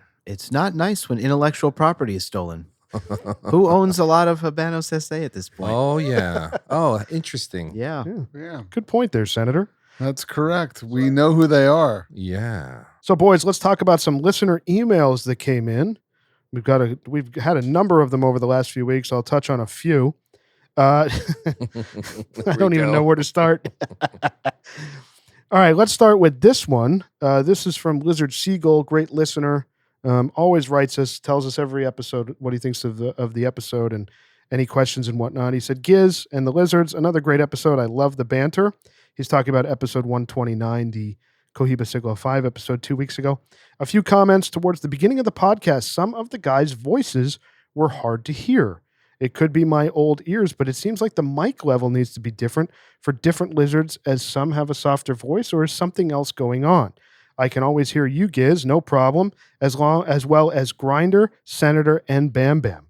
It's more so Pooba and Rooster, who are a little harder, who might speak a little softer. Is this a plant? No. Are you planting I this? swear to God. I am here. Me too. Are the levels the same for all the guys or higher for others? Well, I'll answer that question. We're 131 episodes in, and some of the guys in the room here, some of our lizards, speak into the mic. Correct. And then some of the lizards to my left here, these two gentlemen, sometimes choose not to speak into I the couldn't mic. be any closer than the mic. The mic would be in my mouth. I don't want to see that. So My the answer- apologies, but I will speak. It's not a production problem. It's an execution problem, and we'll get better. We're putting these two guys on a pip. We're on a performance improvement plan. Are you in? Duly noted. I like this. So we're going to be checking in on you guys and your mic technique over the next few episodes to make sure that you are giving Lizard Seagull what he wants, which is to hear you. Absolutely. Understood and duly noted. He also says, and this is more more important in the episode here, he said, I want to thank you guys for the recommendations. I think I have my porch finally dialed in. I added a fan to the window that draws out smoke from the porch as I enjoy a cigar. I also have a portable AC unit. He's in Florida to help cool on upcoming hot days. I have the fragrance that helps as well. I'm sure he's talking about the Lamberger. Lamberger. He says that the wife says with the fan on, there's hardly any odor at all. So thanks Nice. very much for that. Nice. So again, it goes to, you create negative pressure. You have air constantly pushing out of the room. Mhm. So hopefully more than is what's coming in, and you're never going to have a smoke problem. Wait, did you say porch or a garage? He has like an enclosed porch outside. Okay. So that was from Lizard Seagull. So thanks to him for writing in. We have another one here. This one I love. From Tuxedo Timmy, our friend. He says, can you guys ask Bam why he continues to call out dried fruit on every cold draw, regardless of the cigar? Timmy, I'm going to get on a plane and pay you a visit. So Bam, he wants to know why every cigar you get dried fruit on the cold draw. It is a note that I pursue, especially in Cuban cigars. And I happen to get it in almost And you every look Cuban. so hard that you find it in every cigar. Whether it's there or not. This is a plant. That's what this is. This is a Look, plant. it manifests itself in your imagination. Hey, Timmy, I'm going to private message you in about an hour.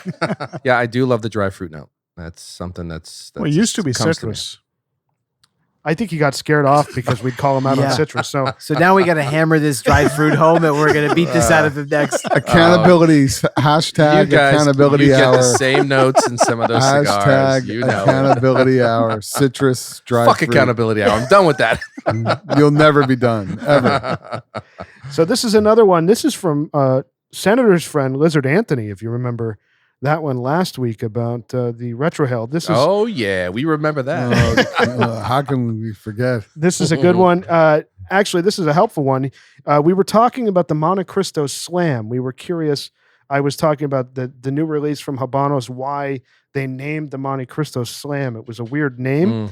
And he makes a lot of sense. I didn't even catch on to this, that the whole Open series from Monte Cristo is based off tennis. So everything is the Open, the Slam, everything, the Eagle, all of that stuff in that line is based I on thought it was tennis. golf. what is- No, it's it golf. was golf. There's Masters. no eagle in tennis. There's no tennis. Yeah. What about a Slam? Open master. That's not golf. Oh, well, That's golf. maybe it's a mashup. Maybe it's a golf tennis matchup. It's gotta be both. mashup. There's the slam That's and what it's golf. got to be. Because the Open Eagle, they marketed it as like a golf cigar. Yeah, I mean, there's no eagle in tennis. There's an eagle in golf. It There has is. to be. But maybe it's a mashup. What they're doing right Yeah. now with the Yeah. Slam, It's the like sports. a golf it's, tennis. It's, It's a sports the cigar. Habanos- It's a country club sports cigar. Yeah, the Monte Cristo touchdown is next. I mean, this is ridiculous. Home run. Not a fan. Here's a good one for you guys. So if you remember on the episode that we did where we talked about the new Habanos aging program, we talked about the sunsetting of the Anahados program, the new 5, 10, 15, 20-year aging program. And we had a listener, Lizard Razvan, wrote in, I don't get the laughs about the Habanos protected denomination of origin. So we were laughing about they have this regulation committee that verifies that all of these cigars come out with the proper age. Have you guys never heard about this intellectual property right concept? So obviously, to be specific, we weren't talking about the Habanos denomination of origin markings, which on the box, top right of the box is the Habanos seal, white and orange, which is the, proving that it's a legitimate Habanos product. Nor we didn't even mention that. But we do find that the new aging concept regulated by the Regulatory Council of the Habanos Protected Appellations of Origin, that's pretty comical to me. I mean, Agreed. I think it's kind of crazy because there's really no logical way that Tabacuba magically held 10 to 15-year age tobacco somewhere in massive quantity to make 5 or 10,000 10-year age Fundadoras 10 years ago. Like they've been planning this for 10 years. It's just not possible. It's completely illogical. It's completely illogical. So this lizard believes it. He believes it. Yeah. Has he been to Cuba before? I'm not sure about And that. where don't is it? think so. Where is he out of? I don't know Where the does he answer to live? that. I don't know the answer to that. Okay. So what he says is, I don't know the tobacco stock situation in Cuba, as probably no one outside of Tabacuba does, but at least the mention of aging is backed up by the Regulatory Council.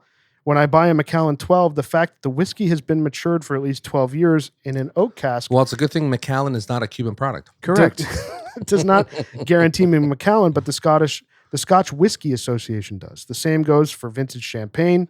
Different region. He's from Europe, I guess. I Right? would think so. Yeah, okay. Yeah. He put some stuff in here I can't even He sounds pronounce. like a bureaucrat. Cognac, Camembert, Camembert, Camembert. cheese. Yes, cheese. Oh my Camembert. gosh, this is great. This Keep is going, great. Giz. Keep going, Gizmo. It's called Camembert.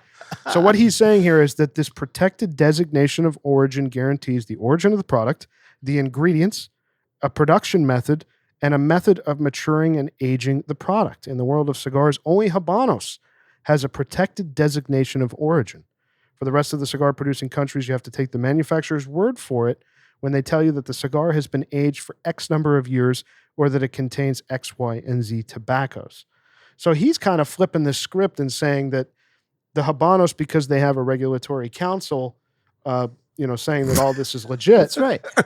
Sure. Cuba, France, Scotland, they're all the same. Yeah. Cuba Regulatory Council, I'm sure It's an oxymoron. I'm sure. Drink the tap water in Cuba and tell me what regulatory body has made sure that that's safe. I mean, Jesus Christ. You're comparing a Macallan product to a product made or in just Cuba. any regulatory body in a democratic country compared to Cuba. Right. Or a regulatory body in China, right? I mean, it's just not the same. And the thing that I want to say too is this is not a concept that we've come up with, that we dispute what's going on in Cuba in this aging program. I mean, the whole Anahados program has been questioned for years. Anytime they talk about aged tobacco, you question it. And the fact that there's been such scarcity since COVID, let's talk pre-price increase, where you couldn't find a Fundadoras for 4 or 5 years anywhere. Now all of a sudden they have all this tobacco. So that's why we kind of mock the idea that I would just say to this listener, everything that they're talking about in Europe obviously is perfectly legitimate. And that's why we trust age statements from countries that have legitimate regulatory bodies that actually take this stuff seriously. Cuba is a place that this listener needs to visit to probably fully appreciate and understand how different and how fucked up things are there. That is just the reality of the situation there. This is a country that is starved for resources, does not have what it needs to produce what they would like to, and as a result, historically, has done whatever they need to convince the consumer, whether it's the Anahados program or now this new one, that this has X type of tobacco in it that's been aged for however long, that is obviously bullshit. Yeah, it's a money grab. That's what it is. And However, there are exceptions. Sure. Where there's been some Anahados that we've had that Incredible are Anahados. really incredible. One. Oh, of course. One. Yeah, The Habanos Anahados incredible. That's about it. That's Yeah, it. that's I true. guess actually. that's true. Yeah, that's true. Yeah, just one. Yeah. And like I said, we're not the only place calling this out. I mean, this is everywhere. People are questioning the validity of any age statements that have ever come out of Cuba simply because of the scarcity. I mean, it's just so illogical to believe that they've thought so far ahead, and despite all of the challenges that Senator just listed, that they have a 10 to 15, 20-year plan for aging tobacco there. It's just beyond any of our comprehension. I think I speak for the entire room when I say that. That's right. And again, if this listener and any other visits Cuba and you talk to people in the industry there is no forward-looking long-term plan for these products, period. Right? It is about how they meet the current demand, how they solve for the current challenges. This whole notion that for 10 years they've sat on aged tobacco to produce a 10-year aged Fundadoras is impossible.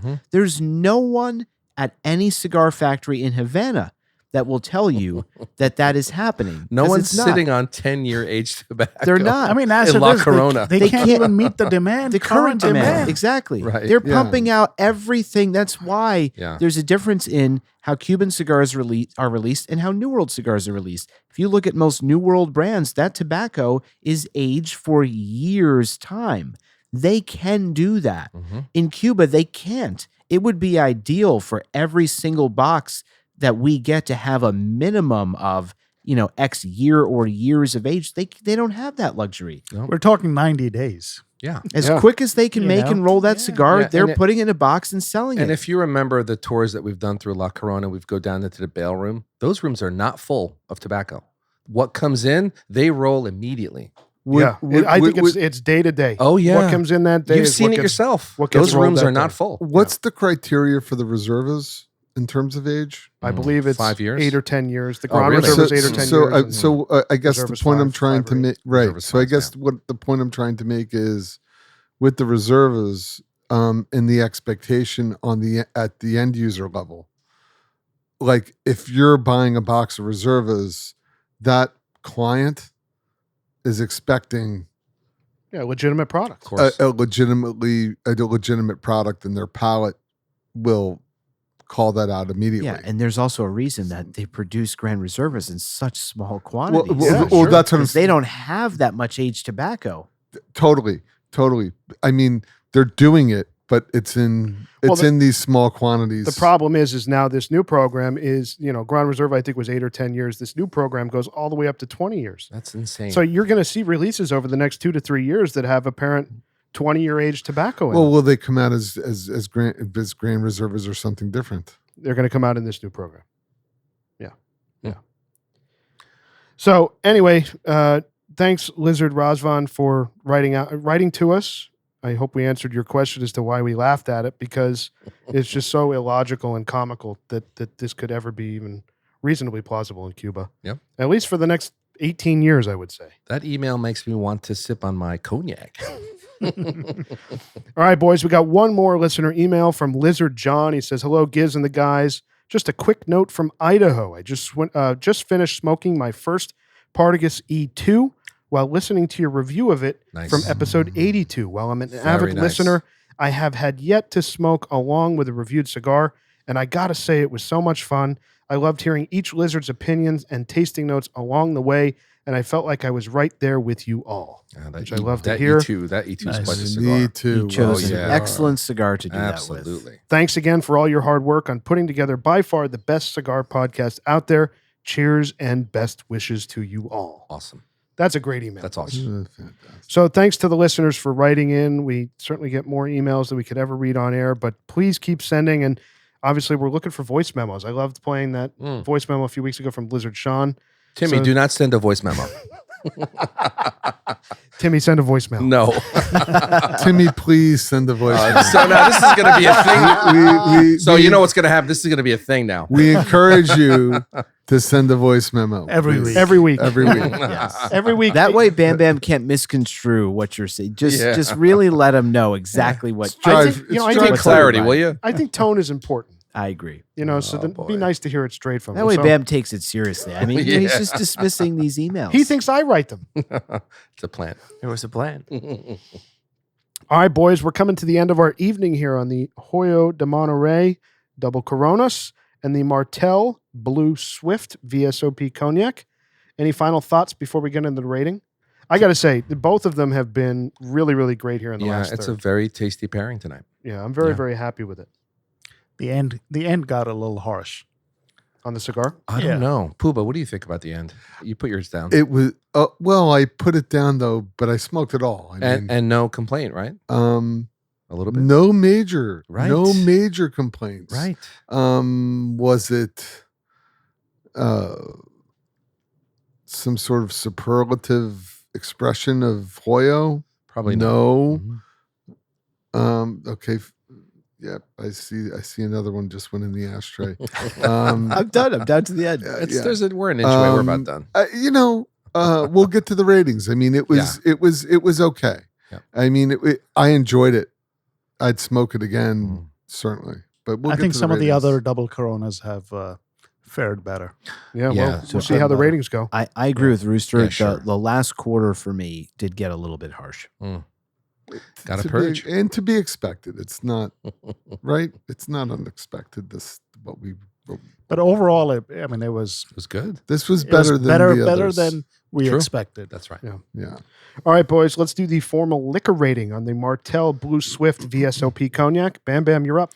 So I like how this cognac drank. It was really smooth and elegant. Did not overpower the cigar at all. It was very complimentary. And the price point's excellent. I'm giving it a 9. All right, Grinder. I'm also giving it a 9. I love the cherry was subtle, but it was consistent. Yeah, the cherry on the nose, fantastic.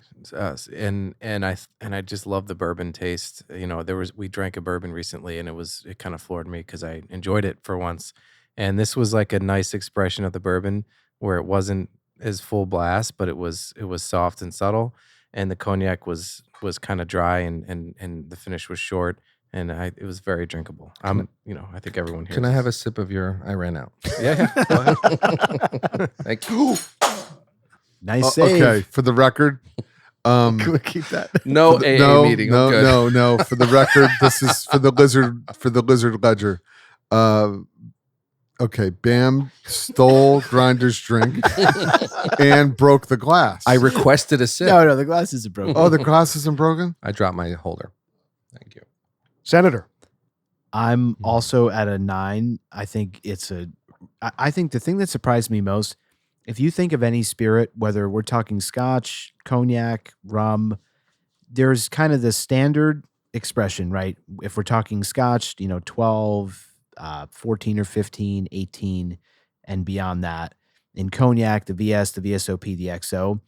This is one of those, unique VSOPs that they've created to do something different and special. And we see so many times aged in this other type of barrel, aged in that type of barrel.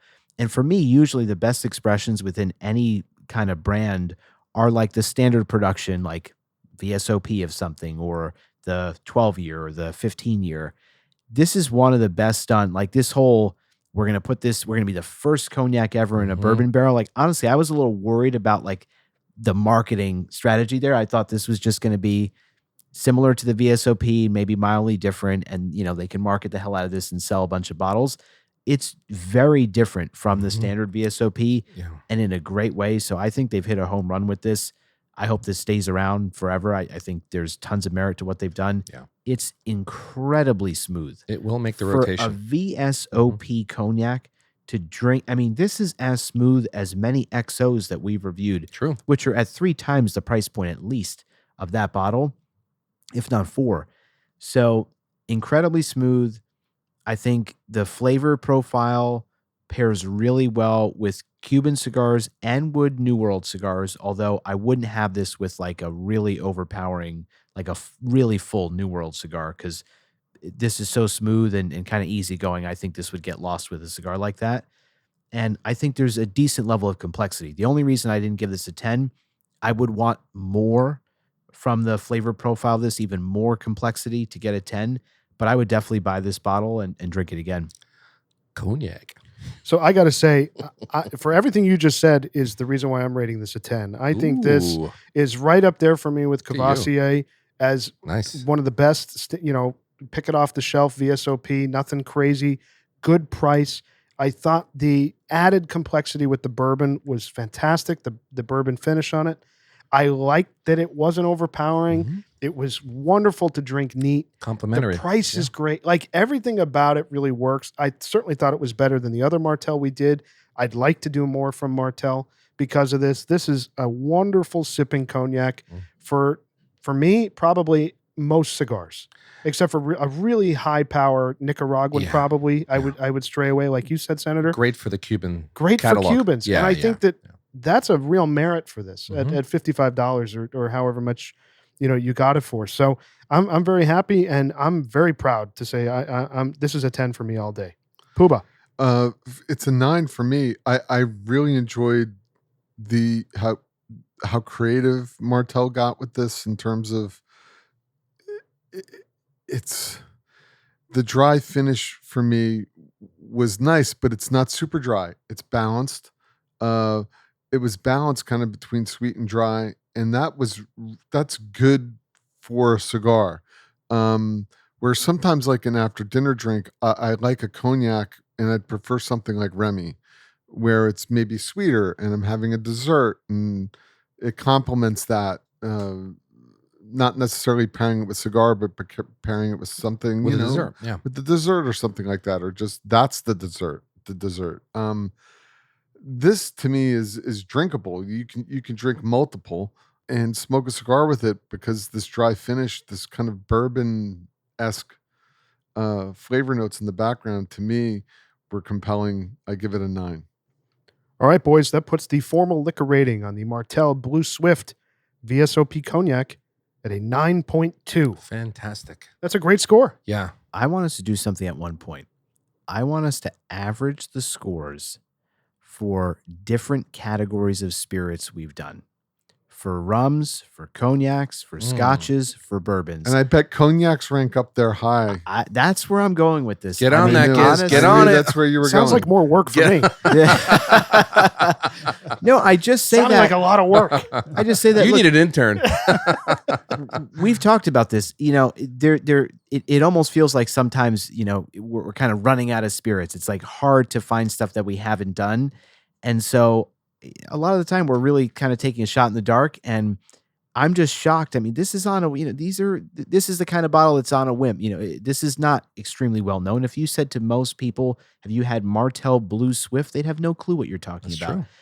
The fact that even these bank shots are scoring so high, I would love to see what the average scores are for these different spirits, because cognac is gotta be up there. Oh, Yeah, absolutely. It's definitely Somebody's been watching some playoff basketball. Correct. bank shots. Well, yeah, because Great playoffs, I will say. I am surprised he didn't give this a 10 tonight. I am too. Yeah. Honestly, everything he said, You said basically, Well, but you gave it a 10. But here, the thing is, there's so many. There's like with Scotch, and I'll defer to Grinder because Grinder's is, the Scotch subject matter expert in the room. With I think Senator's offended right now. well, I said nothing. okay, I'm Senator, flattered. Senator and Grinder. No, you don't. There you go. Yeah. Now you All right, couch can it, we- couch. Can There we you go. can we mute Bam's mic? Jesus. I mean, anyway, I'm trying to make a point. The point is, I think there's a wide range of expression of Scotch, where I think with cognac it's a little bit tighter. Of It's course, just it's from one region. Yeah. I mean, in It's from- Scotland, it's I from think that's many a fair. regions. I think that's a fair statement. it's a little bit tighter. So Yeah. So we that may influence the fact that we really like cognac, and when you get into a certain price point and a certain quality level of cognac, it's going to rate that way where you're going to get more kind of more different opinions and different the difference between Talisker or Lagavulin and Balvenie. and Balvenie is like night and day. Yeah. So the way to control for this, then we can even parse out scotches and group take the average by region in Scotland. Get to and work, Iz. see if how a region that we maybe prefer ranks against other Dude, spirits that come Look from at one this. region. Listen, Senator's giving out 10s and he's dictating work to you. I I- can't believe it. I What will else is say, new?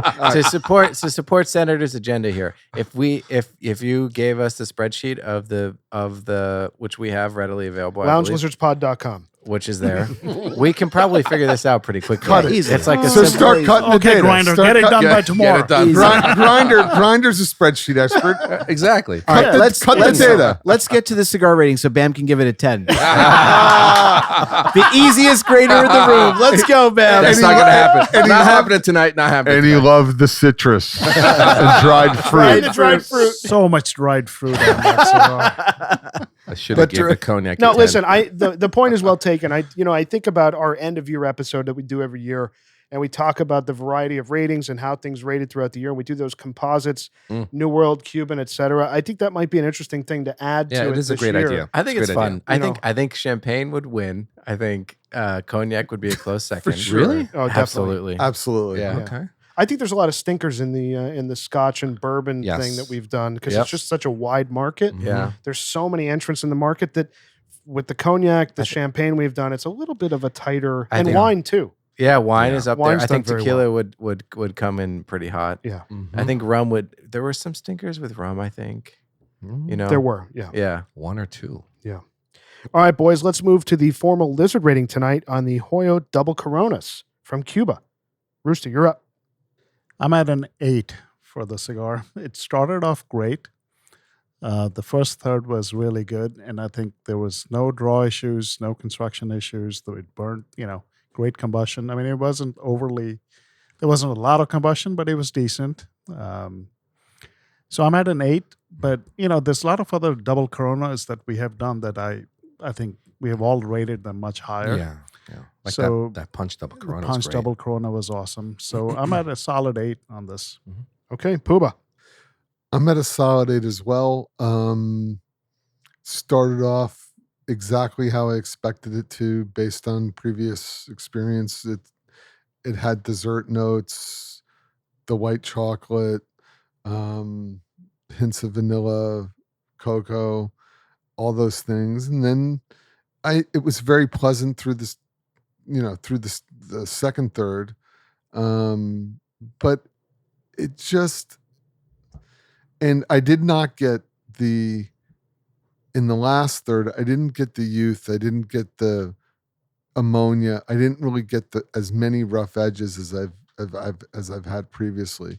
So this was a better experience for me, where I would have maybe rated the same cigar a couple years ago a 7.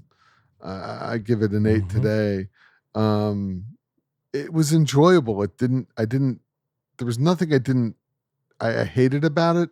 It just wasn't that exciting for me. And didn't really give me the complexity that I was kind of searching for. So it's an 8 for me.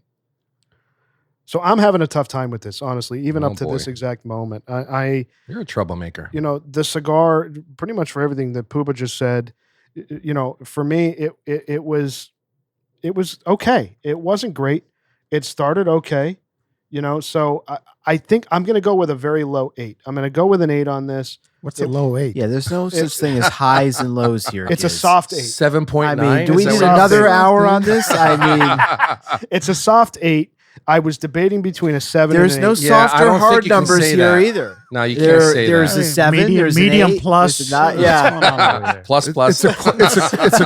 It's a quantitative analysis with a small sample size. You're creating confusion. I'm going to say it's an 8. I thought the cigar was okay.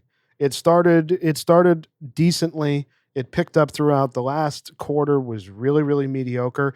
The reason why I'm bumping to an 8 from a 7 is the construction was really good. The burn was really good. Terrific. I thought that those aspects of the cigar were okay. It were good.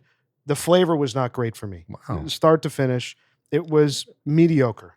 So I'm very, very happy at an 8. I thought the cigar performed well. You actually It's liked not- it. You liked it early on, though. I did. There were some notes that I really liked, yeah. but it didn't. Can I say something? I Yeah. feel like people are a little gratuitous with the cigar because it didn't disappoint as much as it had previously disappointed. That's exactly right. That's true. So like, and I haven't had the cigar in maybe like, I'm dead serious now.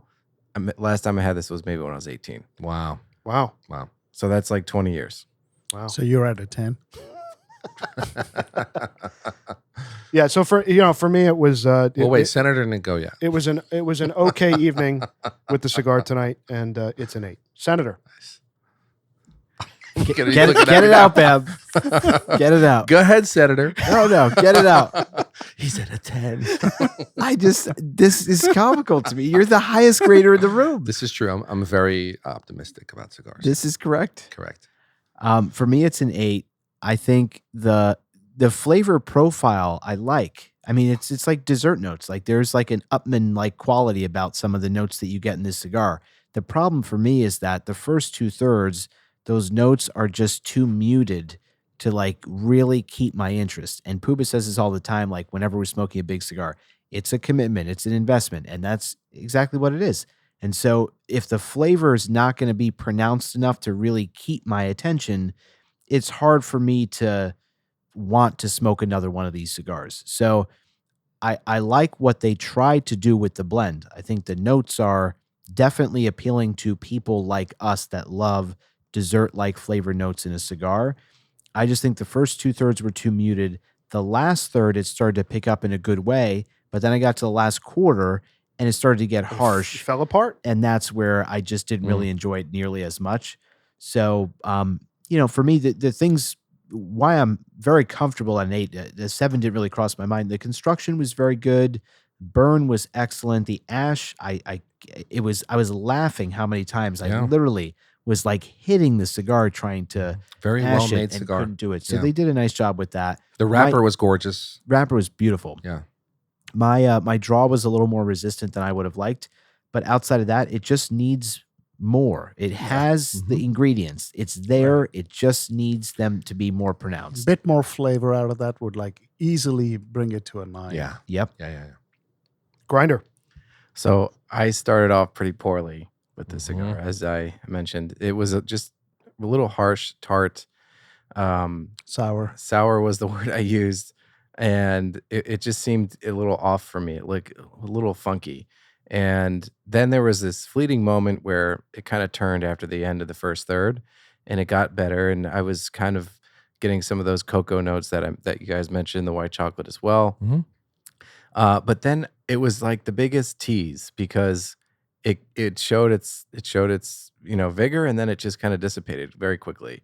And I came into the end of the second third and the beginning, basically all the third of just the third piece there is just kind of boring, and it was constantly just wanting some more.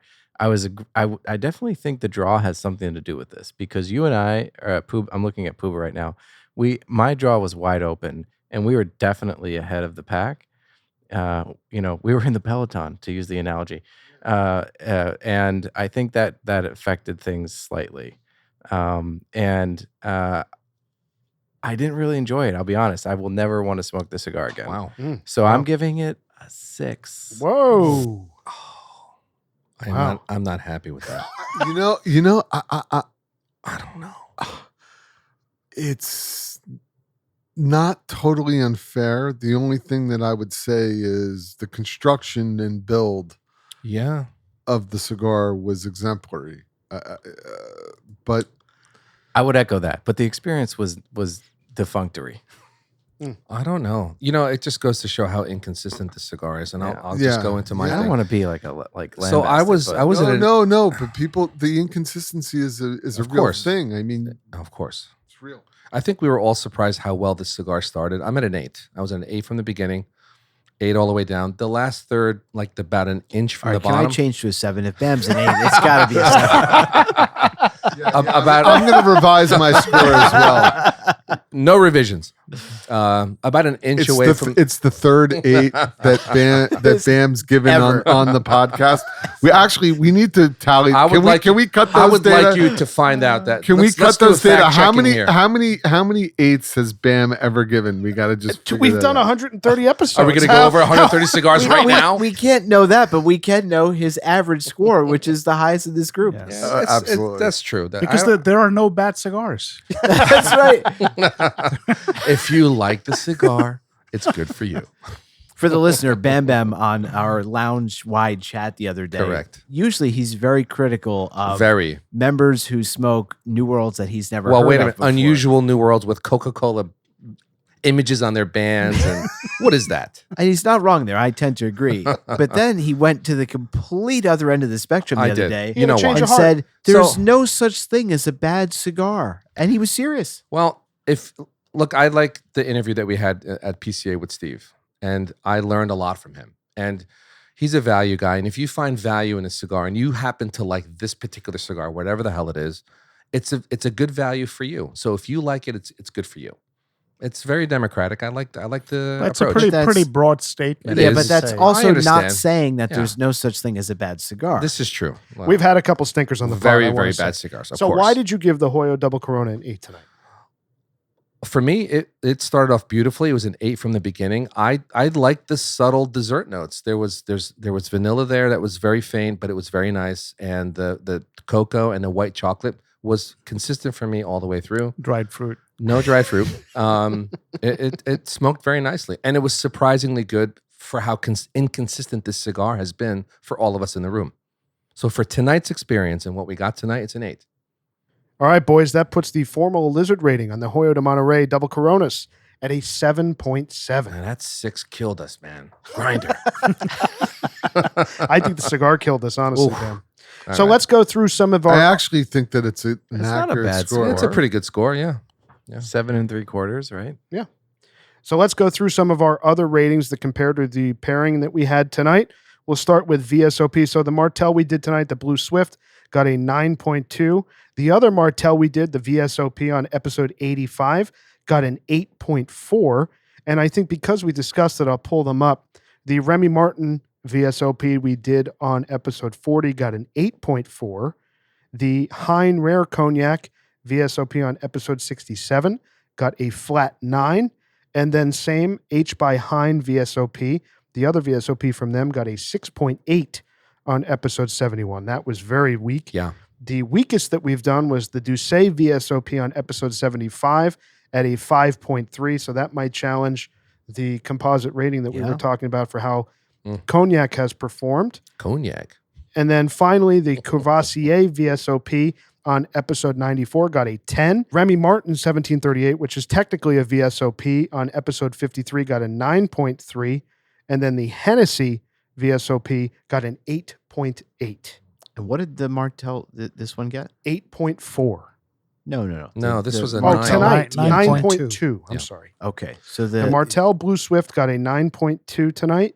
And on episode 85, the Martell VSOP, the straight VSOP, got an 8.4. they each have a standard VSOP, which both of their VSOPs got in the 8s. And then this is between essentially that VSOP and XO, even though this is VSOP by designation, but there's no question that there is obviously blended in here some higher age stuff. That's the only way this could be this smooth. So this was just 1 point shy of the Remy Martin 1738. And So, we love that. That's become, I mean, a staple in, I think, everybody's liquor cabinet. Yeah, at that was this a point. 9.3 and tonight was a 9.2. So Yeah. it's right there. So let's talk about some of the other double Coronas we've done on the podcast, as well as some of the other entries from Hoyo de Monterrey. Like I said, tonight, the Formal Lizard rating was a 7.7 on the double Corona. Other Hoyos we've done, we did the Epicure number 2 on episode 18, got a 7.3. On episode 74, one of the weakest cigars we've ever done was the Elegantes, La Casa del Habano release. That was the Perfecto, a 4.8. Yeah, that was bad. God, that was horrible. Episode 103, we did the Epicure number 1 at a 6.7. Oof. So this was certainly on the better end of that, but still Hoyo has not broken an 8 for the composite on the podcast. Well, maybe the Epicure number 3. Epi number 3 Yeah, might be maybe. one. That could be. And then finally, the other double Coronas we've done, we did the Partagas Lusitania on episode 56, which got an 8.0, edged this out just a little bit. I mentioned earlier we did the Ramon Gigantes. We did not do that yet. We did do the Bolivar Corona Gigantes, which was aged quite a bit. That's a discontinued cigar. It was a 9.5 on episode 107. And finally, the best double Corona, one of the best cigars we've done on the podcast, the Punch Double Corona on episode 117 was a 9.8. Delicious That cigar. was That such was a good awesome. cigar. Yeah. For a It was such fresh great cigar. Yeah. Yeah, absolutely. So a great night tonight, boys. Nice to have ST Dupont CEO Alain Crevet on. Really appreciate his time and conversation and his generosity with information on the interview we did at PCA. Very nice there, Rooster, with the ST Dupont lighter. We should just include that on every intro. Just throw the ST Clink. Dupont lighter in there. And thanks to all the listeners for writing out to us. We love getting emails and hearing from listeners and hearing what everybody thinks, especially when they bust Bam and Senator's balls. So tonight on the podcast, boys, the Martell Blue Swift VSOP Don't worry, Cognac Gizmo. We can write in emails just like you do, too. Exactly. got a 9.2 on the podcast, and the Hoyo de Monterrey Double Coronas from Cuba got a 7.7. So, like I said, thanks again to Alain Crevet from ST Dupont. Thanks to Fabrica 5 for supporting the podcast, and we'll see everybody next week. Keep smoking. Hope you enjoyed this episode. Thanks for joining us. You can find our merch store and ratings archive at our brand new website, loungelizardspod.com. That's loungelizardspod.com. Don't forget to leave us a rating and subscribe on your favorite podcast platform. If you have any comments, questions, if you want to reach out, say hello, tell us what you're smoking, email us, hello@loungelizardspod.com. You can also find us on Instagram @loungelizardspod. We really appreciate your time, and we'll see you next week.